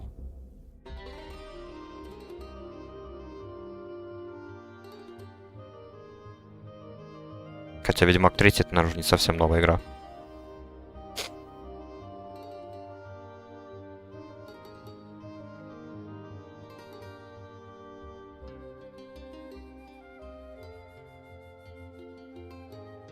Этот сервер, кстати, единственный, в котором я заметил, игроки другие активно рекламируют свои YouTube-каналы. Вот уже это второй, наверное, человек. Или третий. Люди просто создают гильдии с названием своего YouTube-канала. Голду раздают. Интересный способ рекламы.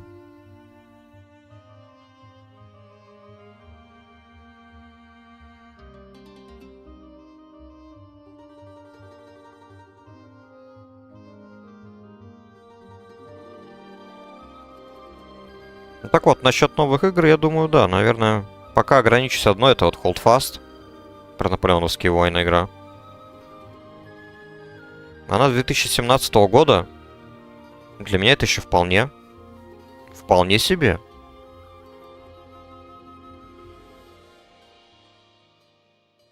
Вполне современно и интересно, учитывая то, что если ее постримить так часика 2,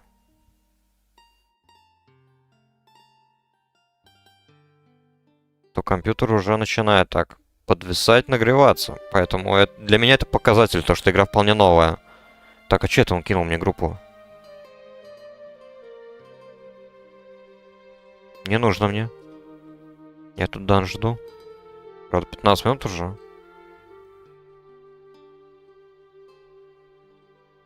А, блин. Сагильдиец вышел из игры. Тут я думаю, почему он мне не отвечает? Он, видимо, зашел и вышел тут же. Да, он даже не ответил. Могли бы уже пойти в какой-нибудь, я не знаю... Алый Орден, Кафедральный собор, получается, на таком левеле.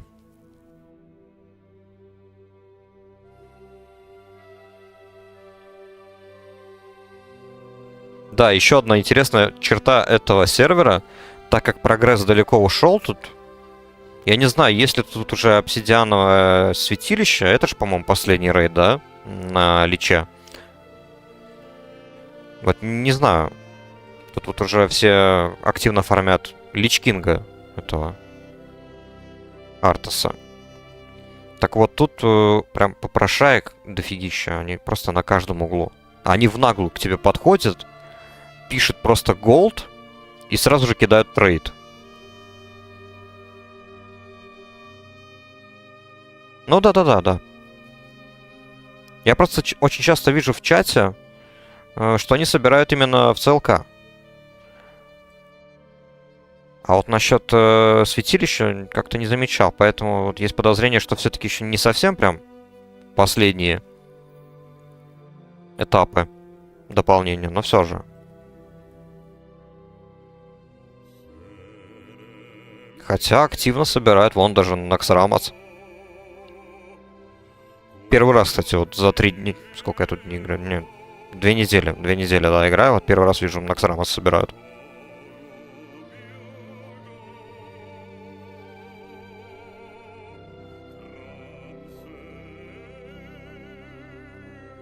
А так вот раза, наверное, 2-3. Вот просто выхожу. Фармил за своего ДК эту... тюрьму. Чисто чтобы ткани себе набить. И так далее. Каких-нибудь лоу-левел шмоток для своего друида, для старта. Выхожу из данжа, тут же попрошайка просто встречает. Кто-то просто тупо спамит голд, голд, голд, голд. На весь вот экран здесь вот. Не знаю, работает это или нет. Презираю таких. Да и не вижу смысла. Тут x7 рейд. Ты просто спамишь подземелье или нон-стопом делаешь квесты. То есть, да, там поначалу могут быть какие-то чуть-чуть проблемки с голдой. Но первый маунт, он там копейки стоит. Несколько голды.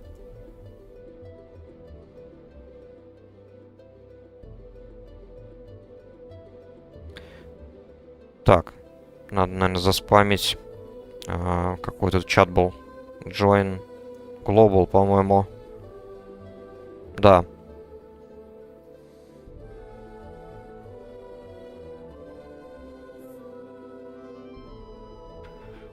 Join Global.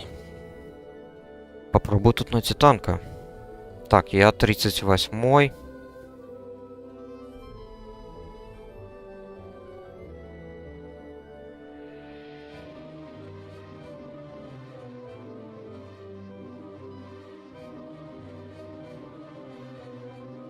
Как-то так. Надеюсь, поможет. То мне как-то впадло ждать так долго. 20 минут. Сколько уже идет трансляция? Только, да, еще 1,5 часа.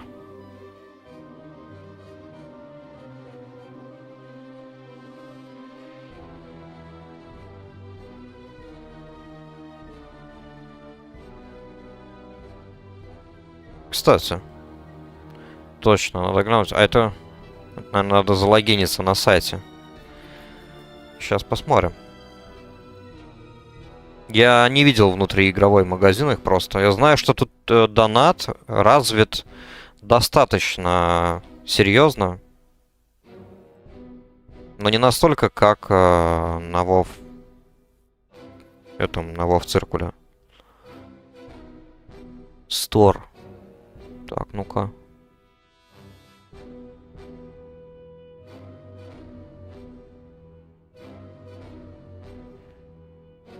Коины.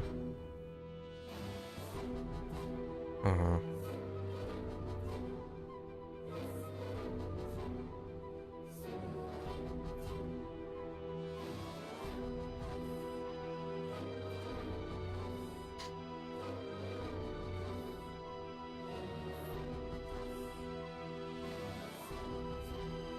Так, ну тут прям можно...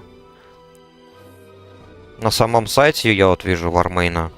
Можно эту купить триньку героическую, самую эпичную, как ее, блин. По-английски она Deadblinger's Will. Воля смертоносного, во, вспомнил. Когда во время боя ты можешь превратиться в кого-то из этих... Из жителей Нордскола. 23 коина стоит.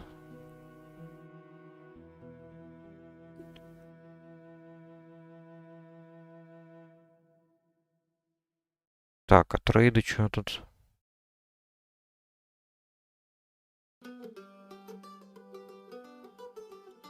Да, ну тут, конечно, очень сильно все развито. Правда, я не совсем все понимаю, но ладно. Я как-то один раз ради интереса попробовал на циркуле задонатить, там гораздо проще было. Это очень давно было, очень. Так, не знаю, лет 5-7. Время так быстро идет. Я уже и не помню.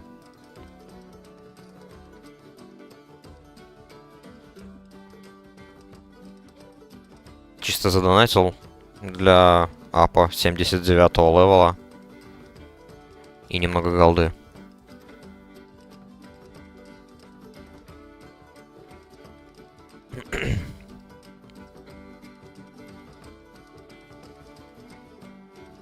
Блин, проклятый ОБС, я вот не понимаю. Такое ощущение, что через захват игры у меня проседает FPS чуть-чуть. Вроде бы это не особо заметно, но... как-то не очень приятно.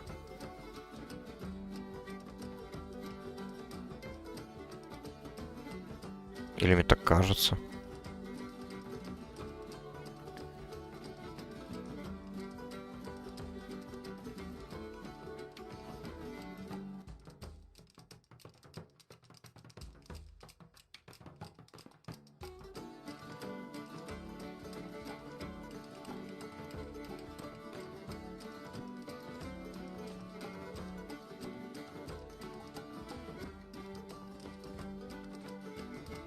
Но зато за покупку на левых сайтах могут отследить, забанить. Тут, я смотрю, регулярно банят за всякие темные делишки.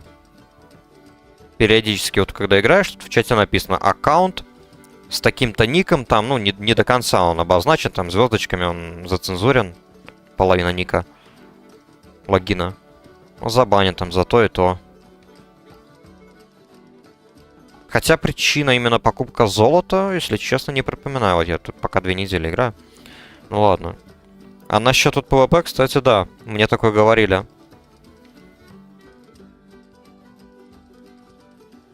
Не понимаю, почему так сделали. Тут уже, я думаю, ну, просто любому понятно, что на X100 куда проще одеться.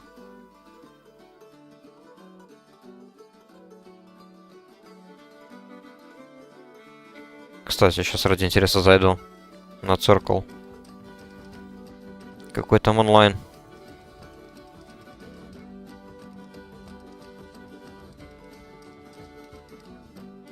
$9500. Так мало.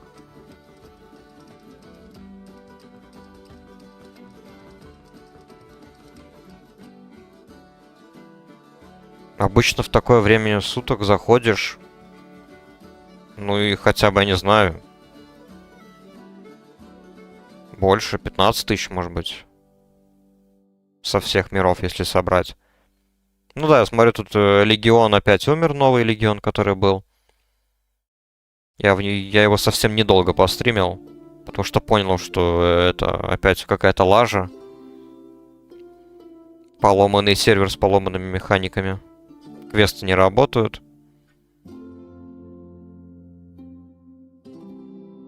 Так, что это за корова тут ходила?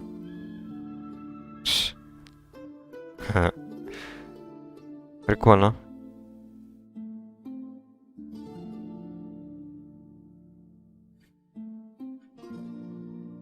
Охренеть.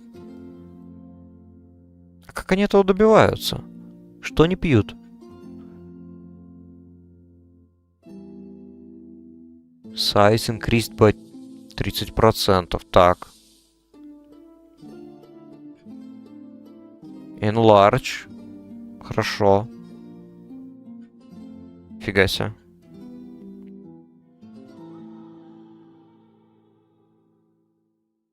Прикольно, чё. Да, в общем, на циркуле я смотрю, как всегда, живы плюс-минус только вот эти вот основные...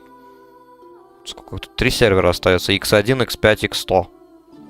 Ну и то тут только 3, 2 и 2000. Раньше X5 всегда был фуловый. 6500 играла. Просто всегда, когда не заходишь на сайт. Неужели настал тот самый день, когда и Дыркули умирает?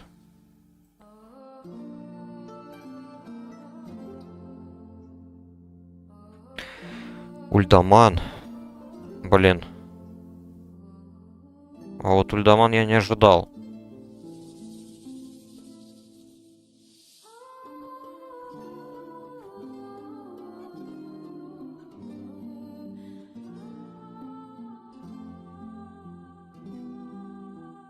Ну ладно, попробуем.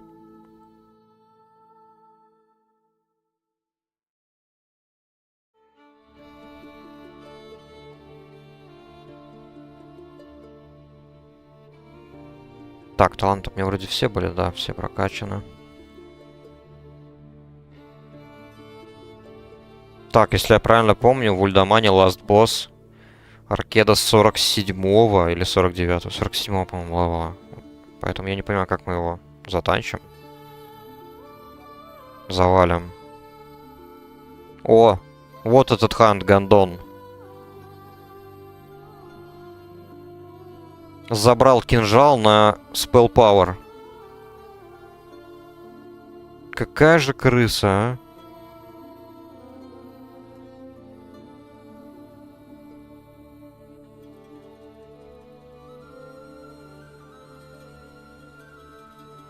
Просто чтобы тупо были статы.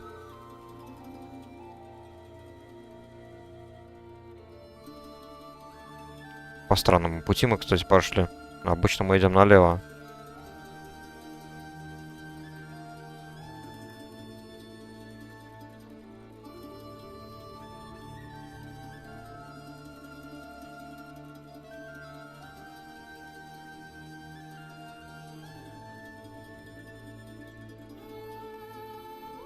Так, блин.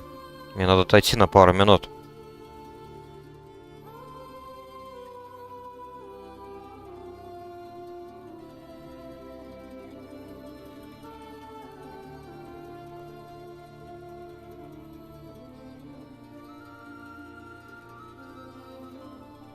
Белов у нас... А, ну шаман чисто пауфхилит. Мне надо отойти просто на пару минут. Просто накину ходки. Так, сейчас я вернусь. 2 минуты.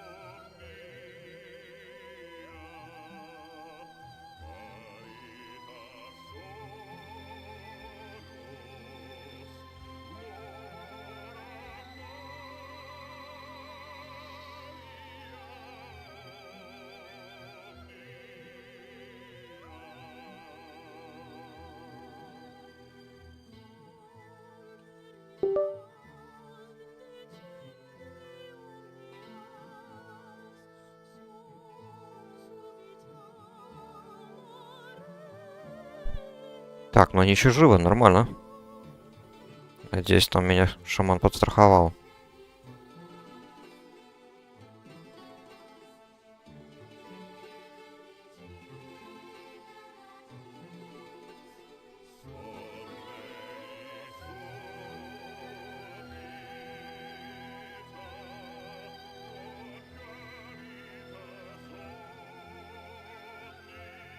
Так, кстати, надо выйти из 5-го канала. А то они как-то активно спамят. Вот это тоже раздражает иногда. Тут есть 2 канала. Global, он прям просто постоянно спамится. Нон-стопом. Еще есть ЛФГ.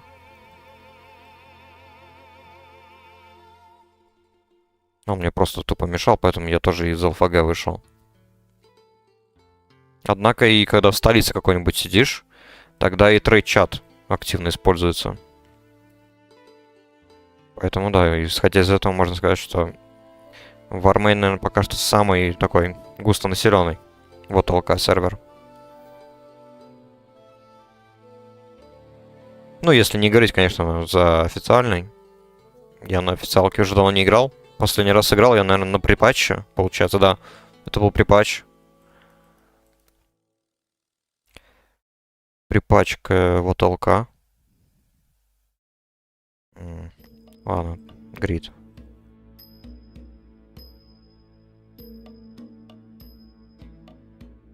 Я на припатче просто прокачал себе ДК до 70-го левела. У меня видосы есть тоже на ютубе. Прокачивал через БГ.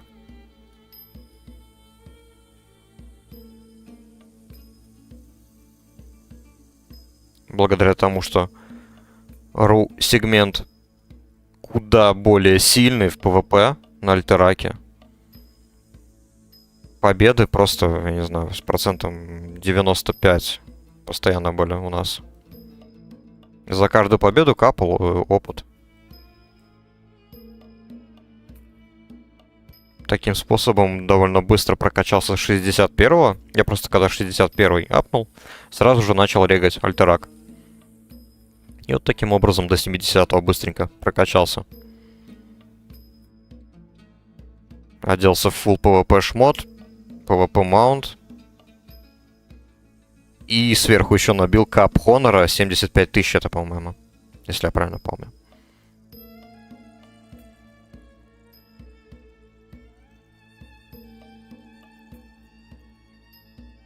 Потом еще напоследок, когда одел этого своего ДК, повеселился. Отыгрался на тех, кто меня обижал, когда я был там лоу-левел.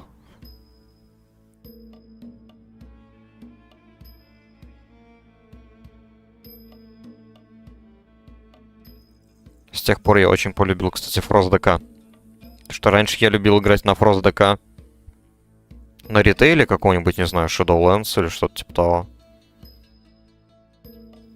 Но с тех пор, как попробовал на припатче его, парные одноручки — это просто офигенная тема. С двумя клинками как ненормальный махаешь со скоростью там несколько ударов в секунду. Машина убийств. Так, тут, чтобы открыть бункер Аранай, это нужна вторая составляющая. Ребята, вы хотя бы в курсе?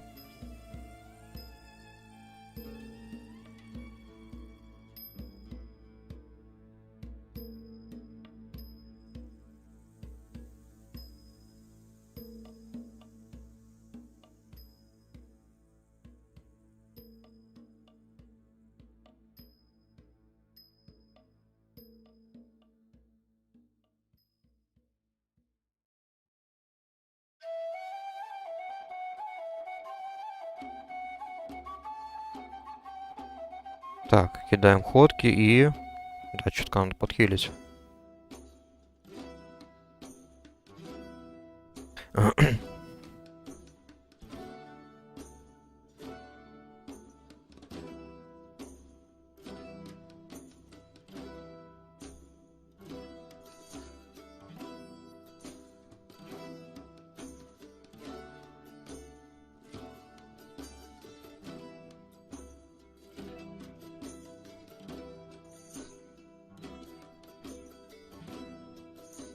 Не идаем, да? Ну ладно.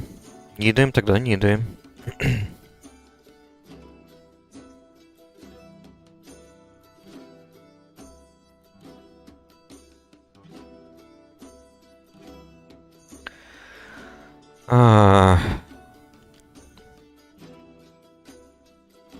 Как же они любят читать чат, я так понимаю, да?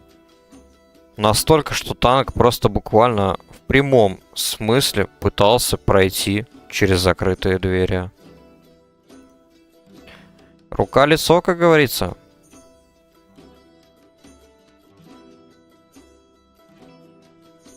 Сколько времени прошло, люди все время, я не знаю, забывают или не помнят, как работают некоторые механики в данжах.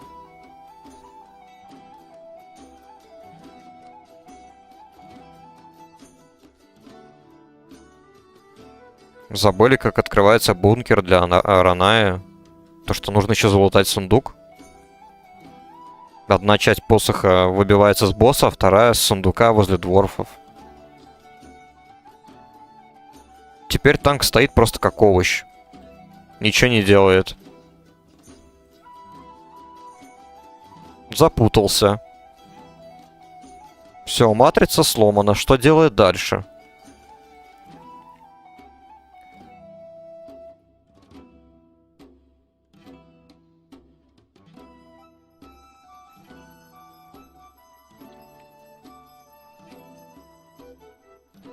Мне кажется, он не знает, куда идти.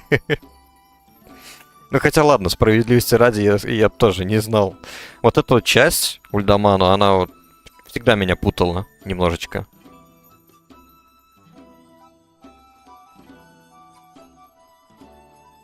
Вот эти вот дурацкие лабиринты. Так, а снятие шкур я вообще прокачал дальше же, да? Да, отлично. Сейчас я тут неплохо смогу поднять скилл. Правда, придется много мусора собрать, ну ладно.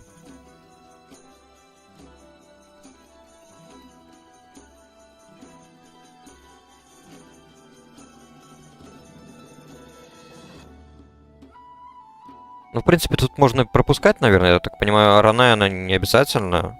Точно так же, как и босс этого черного железа, который тут...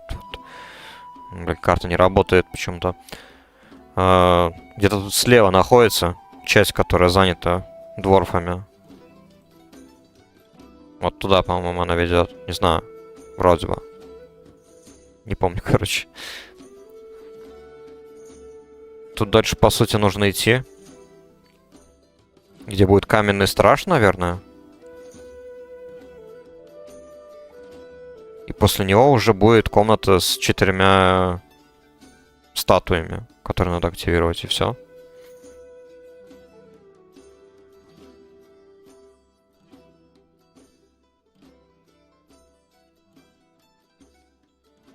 Так, точно, шипы надо было обновить. Я и забыл. Почему-то нельзя обновить их заранее. Когда я пытаюсь перебафать его, пишет то, что уже более мощное заклинание висит на этом человеке.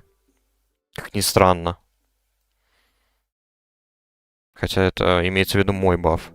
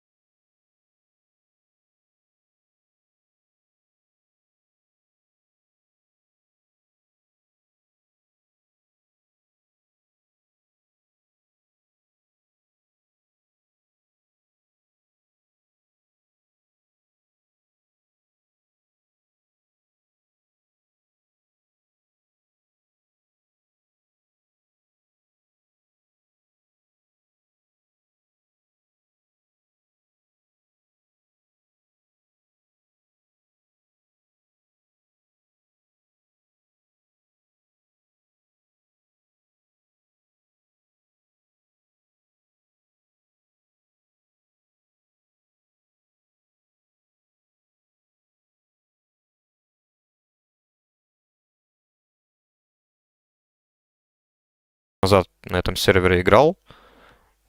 И тогда, наверное, прокачивался за паладина. Проходил контент уже... Эти первые данжи Нордскола, наверное. Аржолный руб, по-моему.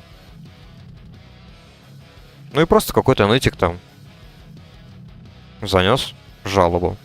Хотя особо не занимаюсь такими вещами, как нинджа-лутинг.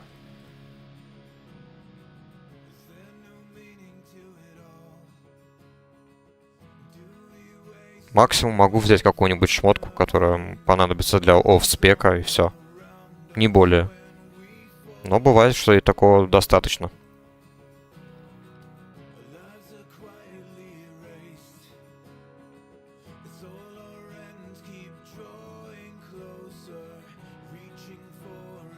Так, отлично. 238, хорошо. Так, вот мне кажется, что здесь уже скоро будет, да, проход. Вот туда надо. Вот. Круглое здание. Поэтому сейчас надо направо.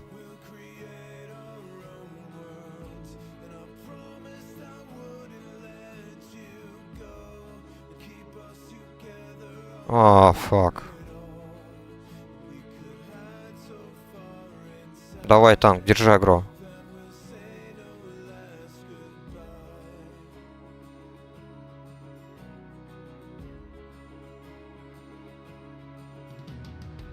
Ну, нормально, кстати. Вот по сравнению со вчерашним днем, мне было тяжеловато.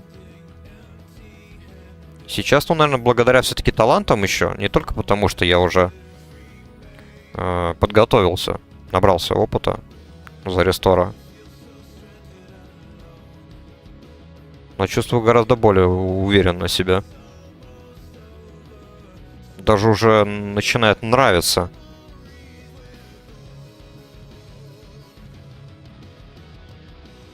Хоть и разница между тем же Холли Паладином и Рестор Друидом, она просто огромная.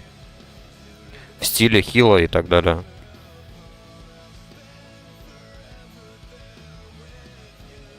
У Паладина, правда, тоже есть свои минусы. Это тот факт, что у него маленький набор заклинаний.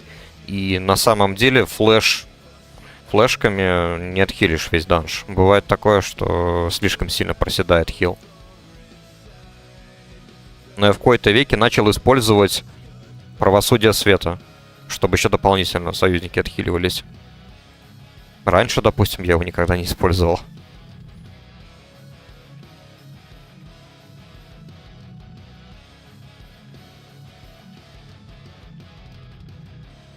Так, у него шипы еще на 2 минуты.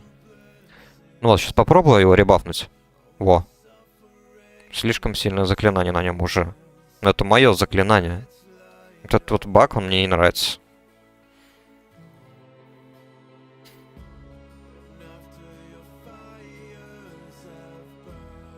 И вот есть еще один мелкий баг. Когда вот свежие сумки надеваешь в инвентарь или в инвентарь своего банка, бывает такой баг, он не всегда проявляется. Он не показывает то, что у тебя есть эта сумка. Ты не можешь ее открыть, ты не можешь туда ничего засунуть. Поэтому приходится, ну, просто перезайти в игру и все. Через логаут. Этого вполне хватает.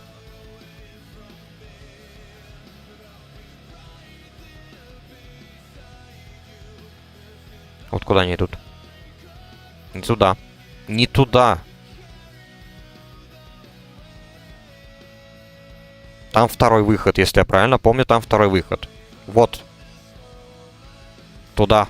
Туда. Туда. Пингую вам, ребята, пингую. Видите, на миникарте. Ребята. Вот туда. Вот туда. Блять.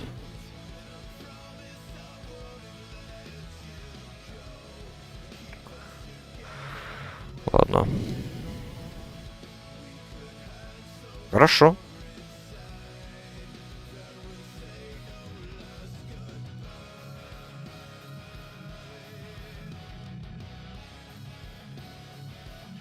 Пусть сами убедятся.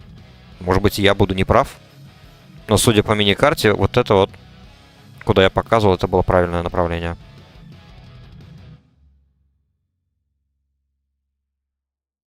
Так, ребафаем шипы.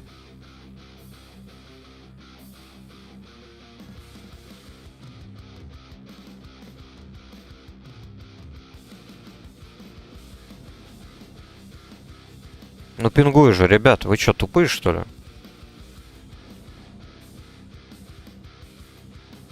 Ну да, там может быть и есть один босс, но он бесполезен. Зачем его брать?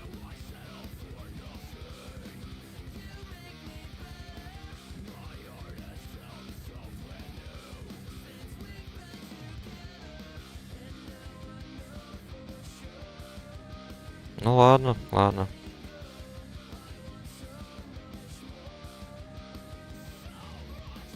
Если там не второй выход, то там что-то связанное для квеста, наверное. Потому что в Ульдаман же очень много квестов есть. Тогда, возможно, это.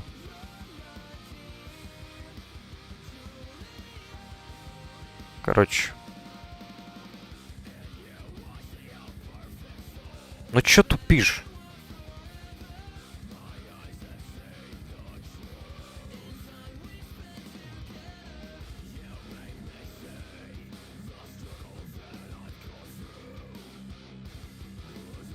Он опять завис, да? Блин.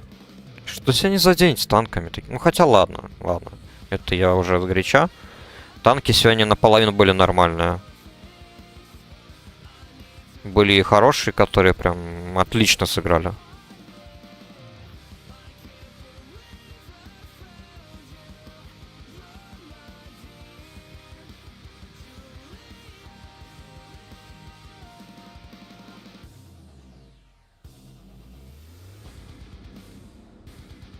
Так, танк проснулся.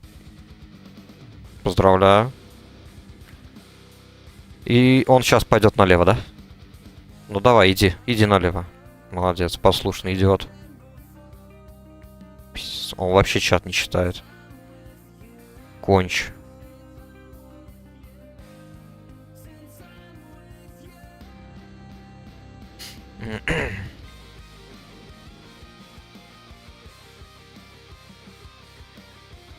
Просто сейчас потратили впустую минут 20, наверное. Ради Гримлока.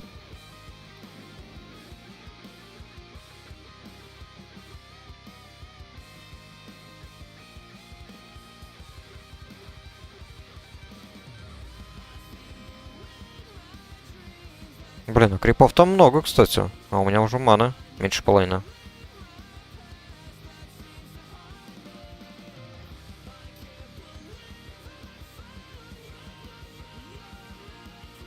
Нормально. Думаю, да. Да-да-да. Хватает, хватает.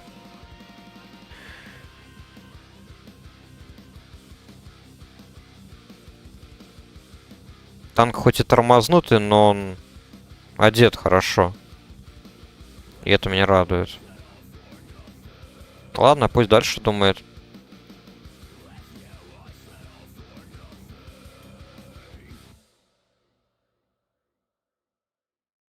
Прямолинейно разбойник написал. Мне нужно пасать.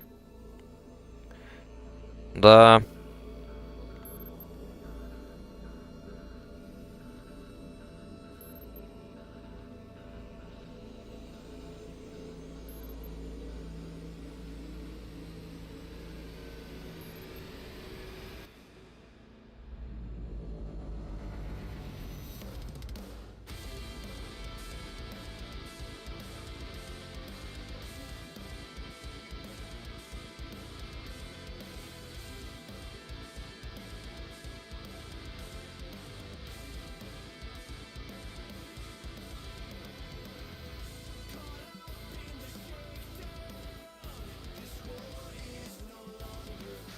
В смысле?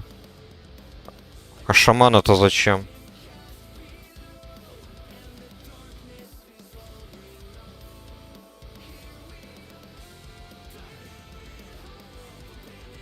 Мгм. И теперь он капсом пишет хер. То есть до этого ты не понял то, что нужно было идти сюда.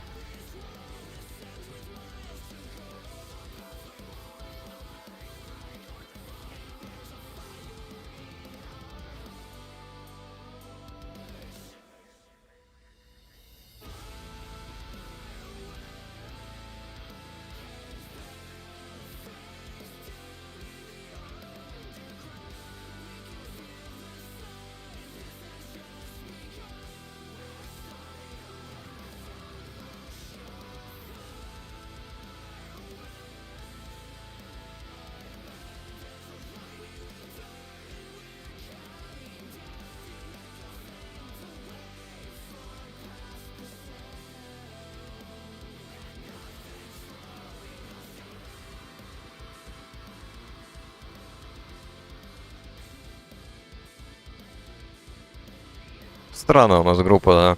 Единственный адекватный игрок, который вот в группе есть, это Шаман. Я уверен, он еще вносит много импакта. У него тут наследуемые предметы.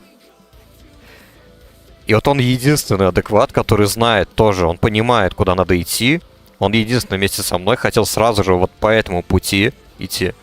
И его почему-то эти идиоты хотели сейчас кикнуть. Что у них в голове в этот момент был? Какая мысль была? Я вообще не понимаю. Это просто какой-то цирк.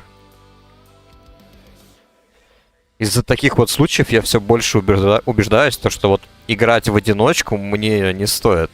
Лучше собирать какую-то компанию игроков, ребят, с которыми можно вот через Discord общаться и проходить вот так вот вместе данжи, прокачиваться и так далее. Но, блин, это тоже проблема сейчас. Набрать такую компанию.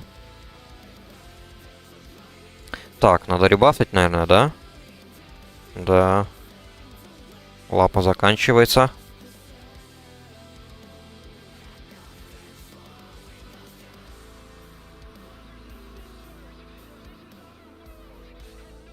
Да, единственный плюс то, что вот танк еще одетый, хоть как-то. А так, блин, ну... У ребят вообще мозгов нет, походу. Так, на него, походу, лапа не накинулась.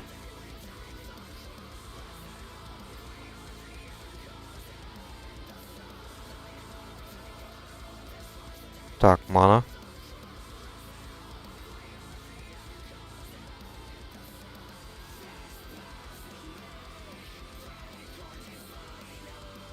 Да, танк, походу, кстати, будет все разыгрывать. Вот. Я-то взял вот этот вот, допустим, рецепт просто потому, что у меня вот как раз-таки Холли Паладин, он имеет прокачанную профессию. Партнерное дело. Я хотя бы смогу скрафтить эту шмотку. Да. Навык у меня там 200 плюс.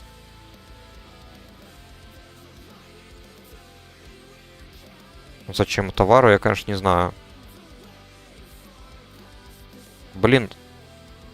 О, согрел. Да, Гром, правда, так себе держит. Не очень успешно.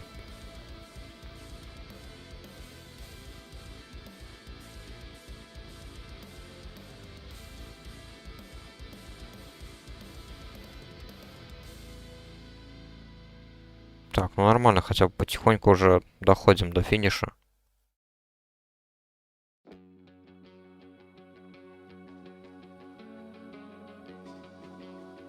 Если хотя бы в предыдущих случаях я регал прям практически сразу следующий данж, то вот здесь как-то нету желания. Странная компания.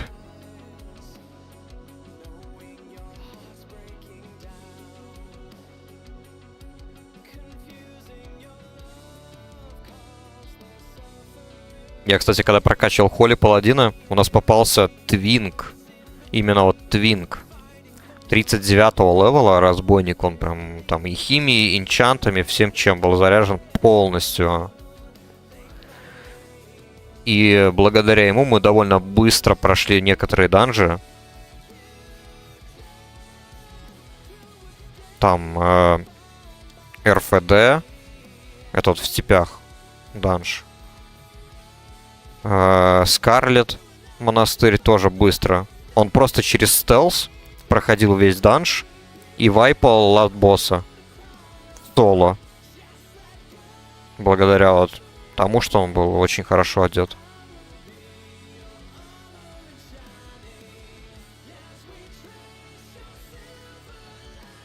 Интересно, кто сейчас стартовал вот это вот все?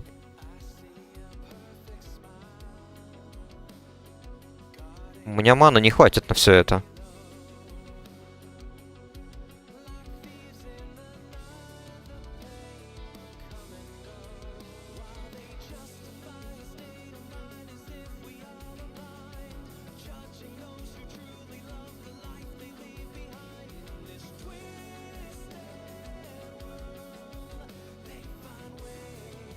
Интересно. Диспаунились. Этого, кстати, я не знал, это было неожиданно.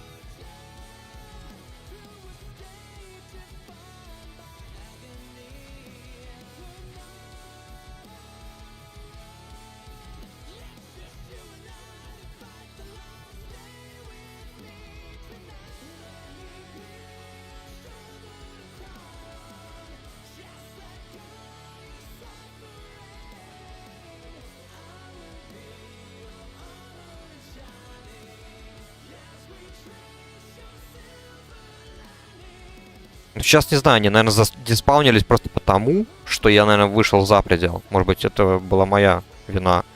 Но все равно, я не знаю, справились бы мы или нет. У меня только одно вот резервное зелье было. Тем более эти дебилы, они все равно не стоят подальше. Даже танк знает то, что нужно стоять подальше от этих элементалей каменных. Иначе будет бабах.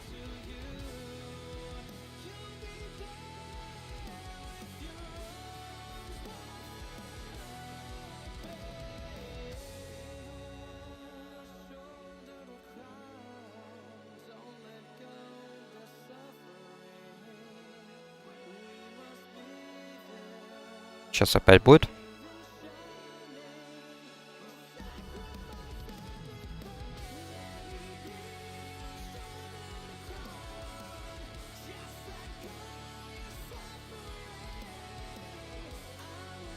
Ну да, разбойнику, конечно, трудно. Все-таки милик.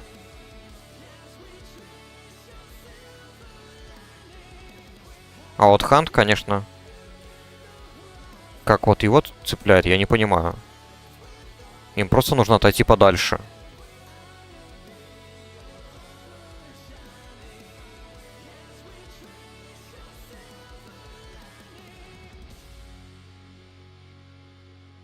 Так, это уже... Last. Да. Это Last был. Элементаль. Хорошо.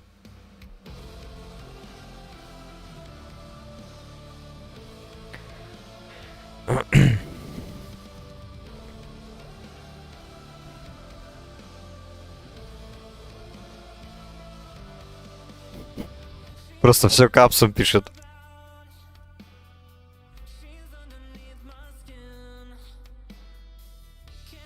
Пишет take potion. Ну? И? Бери зелье. Какое зелье? Нафига ты мне трейд кинул?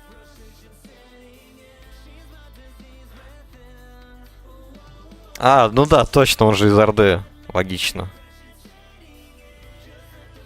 Ладно, тут пофиг. Блин. Просто кучка клоунов.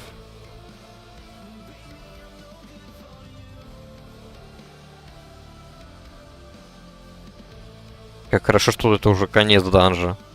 Надеюсь, я их не встречу больше. Ну вот, шамана хотелось бы, разве что он молодец, он умеет и похилить в случае необходимости, и ДПС, я уверен, он уносит много. Я просто аддона не скачал. Но я аддонами особо не пользуюсь на личе. Они мне не нужны. Аддоны больше нужны в классике какой-нибудь. Вот там, да, там целая пачка аддонов пригодится.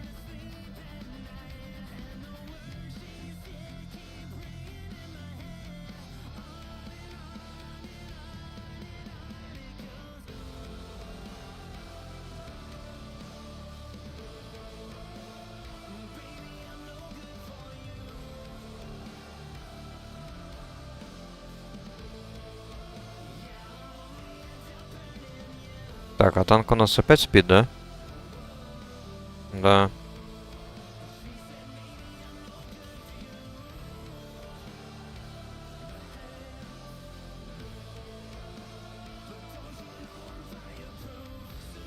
Так, ходки раскидали. Да, вот в этом данже уже второй ранг целительного прикосновения не особо так хорошо действует. Чуть-чуть он проседает. Так, регроуд, пятый ранг, 247. Ну да. Ранг 3 Healing Touch тоже не особо выгодно использовать, учитывая, что цена практически одинаковая. Тогда уже Regrowth выгоднее использовать.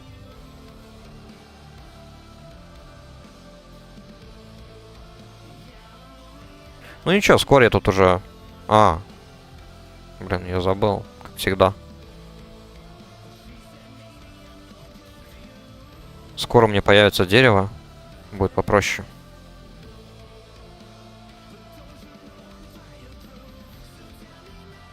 Так, Swiftmend.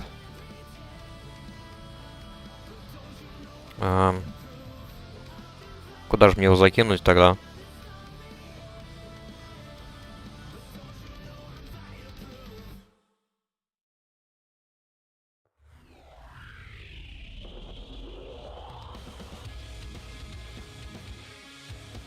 О, опять этот долбоёб на охотнике.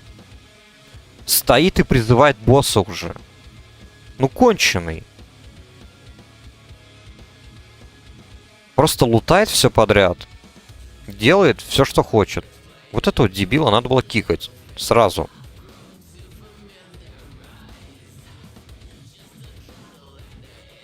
Так, Swiftman, куда же его закинуть? Ладно, неважно. О. Вдруг вспомнил то, что я ему там писал. Молодец.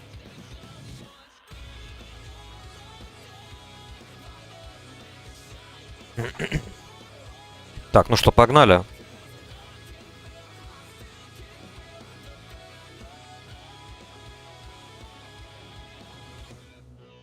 Надеюсь, мы его, блин, забрустуем. Успеем.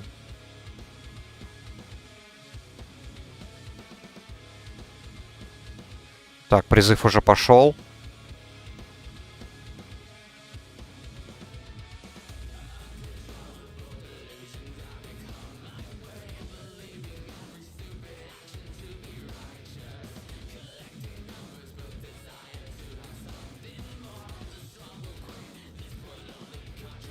Так, раскидываем ходки.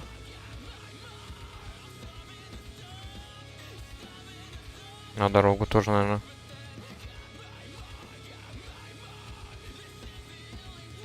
Нормально, все, ГГ. Хорошо. Ласт-босса завалили. Я, кстати, думал, то, что он будет повыше левелом. Кольцо, кстати, такое себе. Need for tank.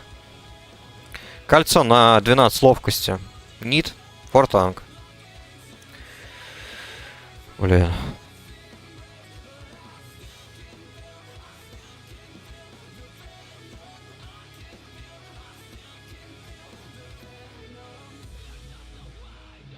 Так. Сейчас этот квест, кстати, должен мне дать сумку на 14 слотов. Когда я в конце его сдам. В этом. В Стальгорне. Ну да, и плюс дофигища опыта, учитывая то, что плюс 7. X7, то есть. Так. Норм. Все, отсюда валим. Было не очень приятно иметь с ними дело, кроме шамана. Так, получается, что у нас? Вот это можно накинуть. Мне как раз, кстати, был символ на Swiftmend.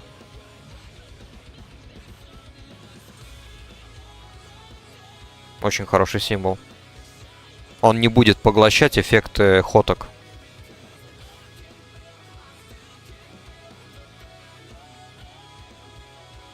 Надо только понять, куда бы поставить.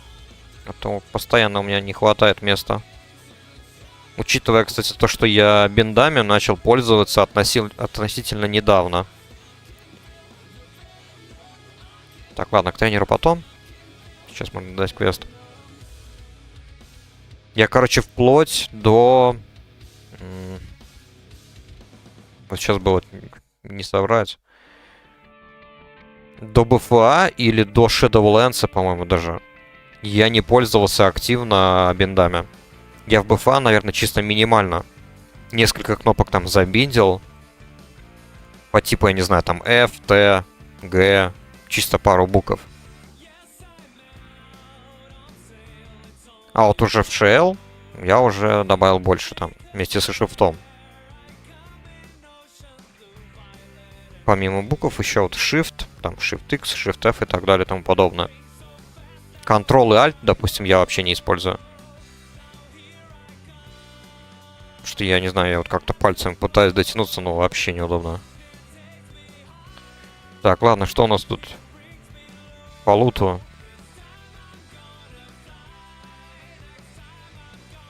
Где? Угу. Плечи все те же. Так, тут 8 интеллект. А, тут дважды выносливость. Я и не заметил, я думал, тут дух 9. А тут стамина 10 и стамина 10. 9.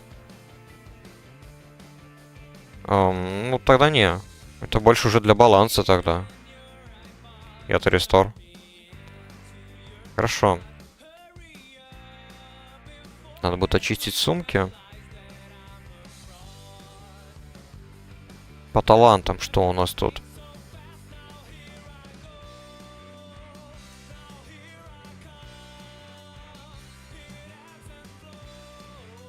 Ну вот не знаю, это по сути, это талант для ПВП. Как бы хочется его прокачать уже с одной стороны, а с другой. А надо ли? Потом все равно можно сбросить. Ну, так или иначе мне, наверное, придется сбрасывать. Потому что в древе мне не придется использовать заклинание Healing Touch.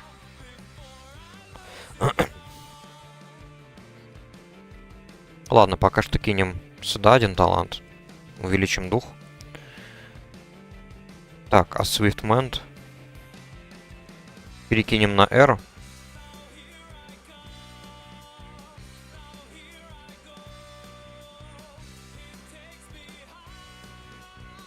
А это тогда вот сюда. Я просто привык то, что у меня на кнопке V это всегда какие-то бурсты. А на R это какое-нибудь такое заклинание помощнее. По типу ульты, скажем так, условно.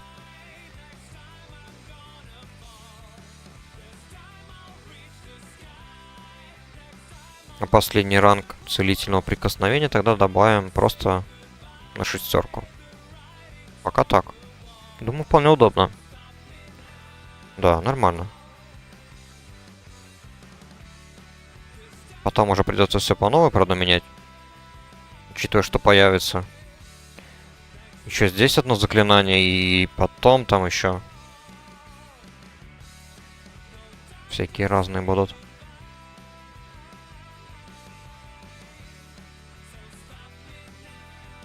Так, ну неплохо. За сегодня плюс 10 левелов я апнул. Вполне даже. Сейчас еще квест задам. Буду 42-й.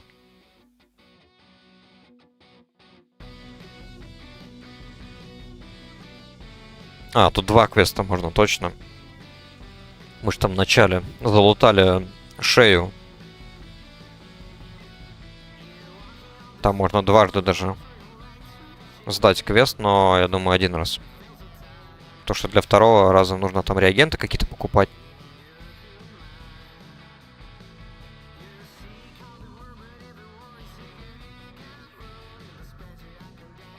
Так, 42-й есть. Вот теперь уже... Ладно, давайте закинем, наверное, пока что вот так вот. 5-й пункт сюда.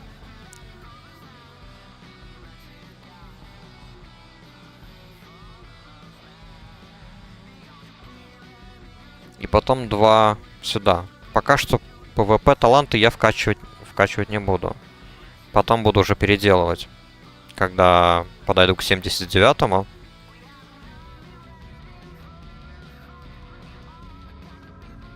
Так, что нужно? 5 Silver Bars. 23 тысячи даст. Блин, заманчиво. Ну, посмотрим, сколько они стоят на аукционе.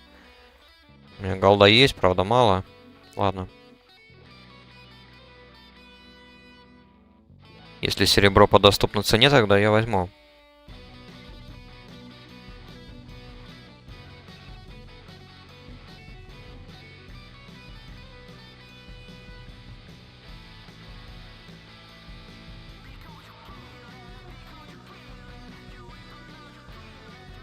Так, дерево получается, получится, да, на 50-м левеле. Уже скоро. К 50-му уже, блин, опять придется в этот БРД ходить. Который может быть забаганный. Ну, не забаганный, а просто потому что дверь-то закрыта. Там нужно специальный ключ, чтобы дал от босса. Блин.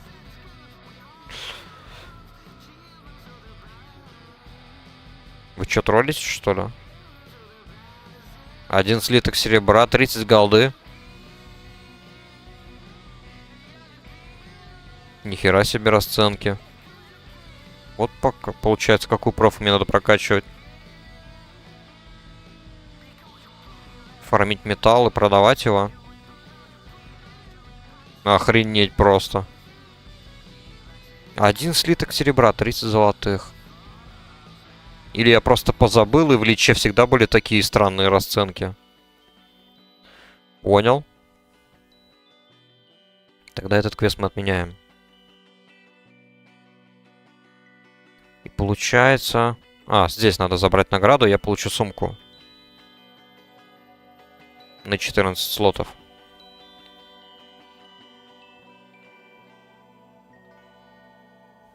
Так, можно сразу в банк закидать тут всю эту шкуру.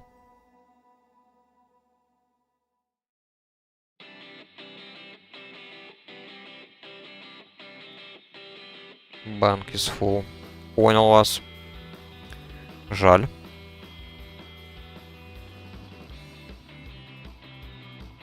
Я в классике всегда любил этот квест. Потому что это, ну, по сути, легкий способ, как ты получаешь вот такую вот хорошую сумку. Потому что этот квест, он еще из классики. И для этого нужно просто всего лишь закончить данж Ульдаман. Так. Освободим тогда последнюю сумку. Заменим на эту. Я всегда так просто люблю делать. С конца менять. Тут так уж и быть. Купим еще один слот.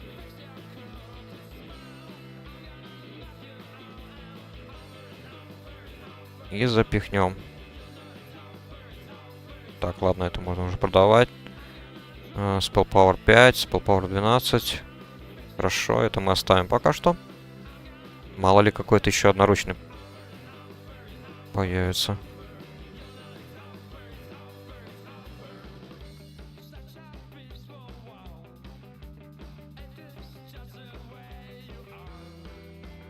Так, зелье пока так. А, звездный рубин тоже можно сдать. Потом продам.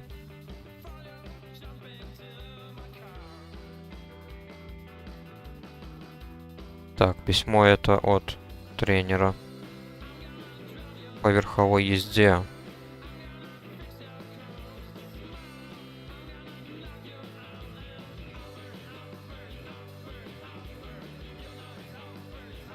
Блин, надо будет, кстати, скачать аддон, который просто все сразу, весь мусор продает. Может быть.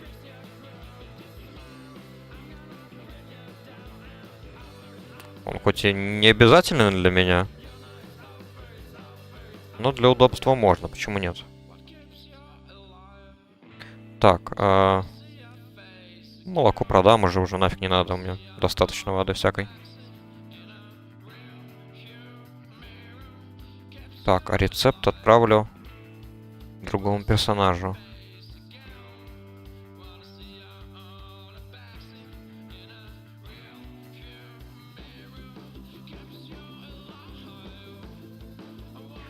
Так, теперь к тренеру.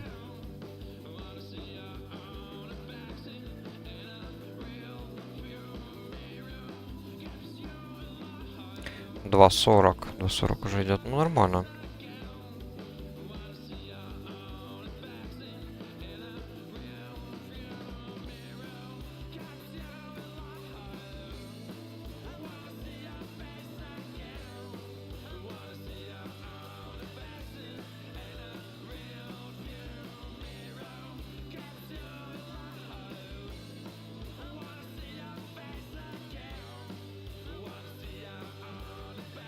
Надо будет как-то еще профами заняться. Но это ладно, это потом.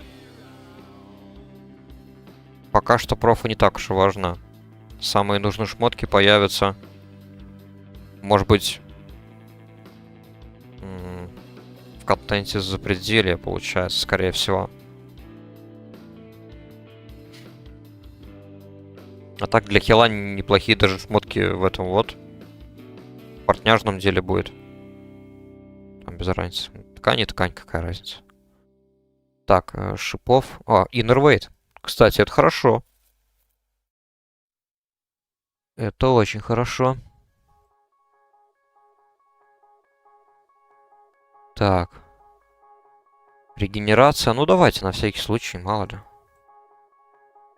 В кошке. Легкое падение, думаю, да, пригодится. Остальное нет. Но в килле буду все брать.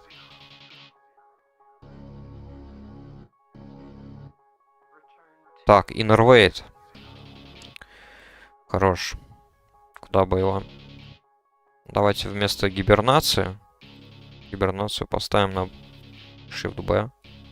Я его и так один раз только использовал. В монастыре Алого Ордена, там где библиотека. Там в начале. Псы.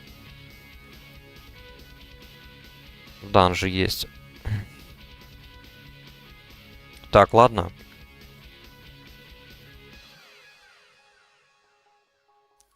Все, они, в принципе, хорошо прокачались. Плюс 10 левелов примерно. Да, я вроде на 32-м зашел сегодня.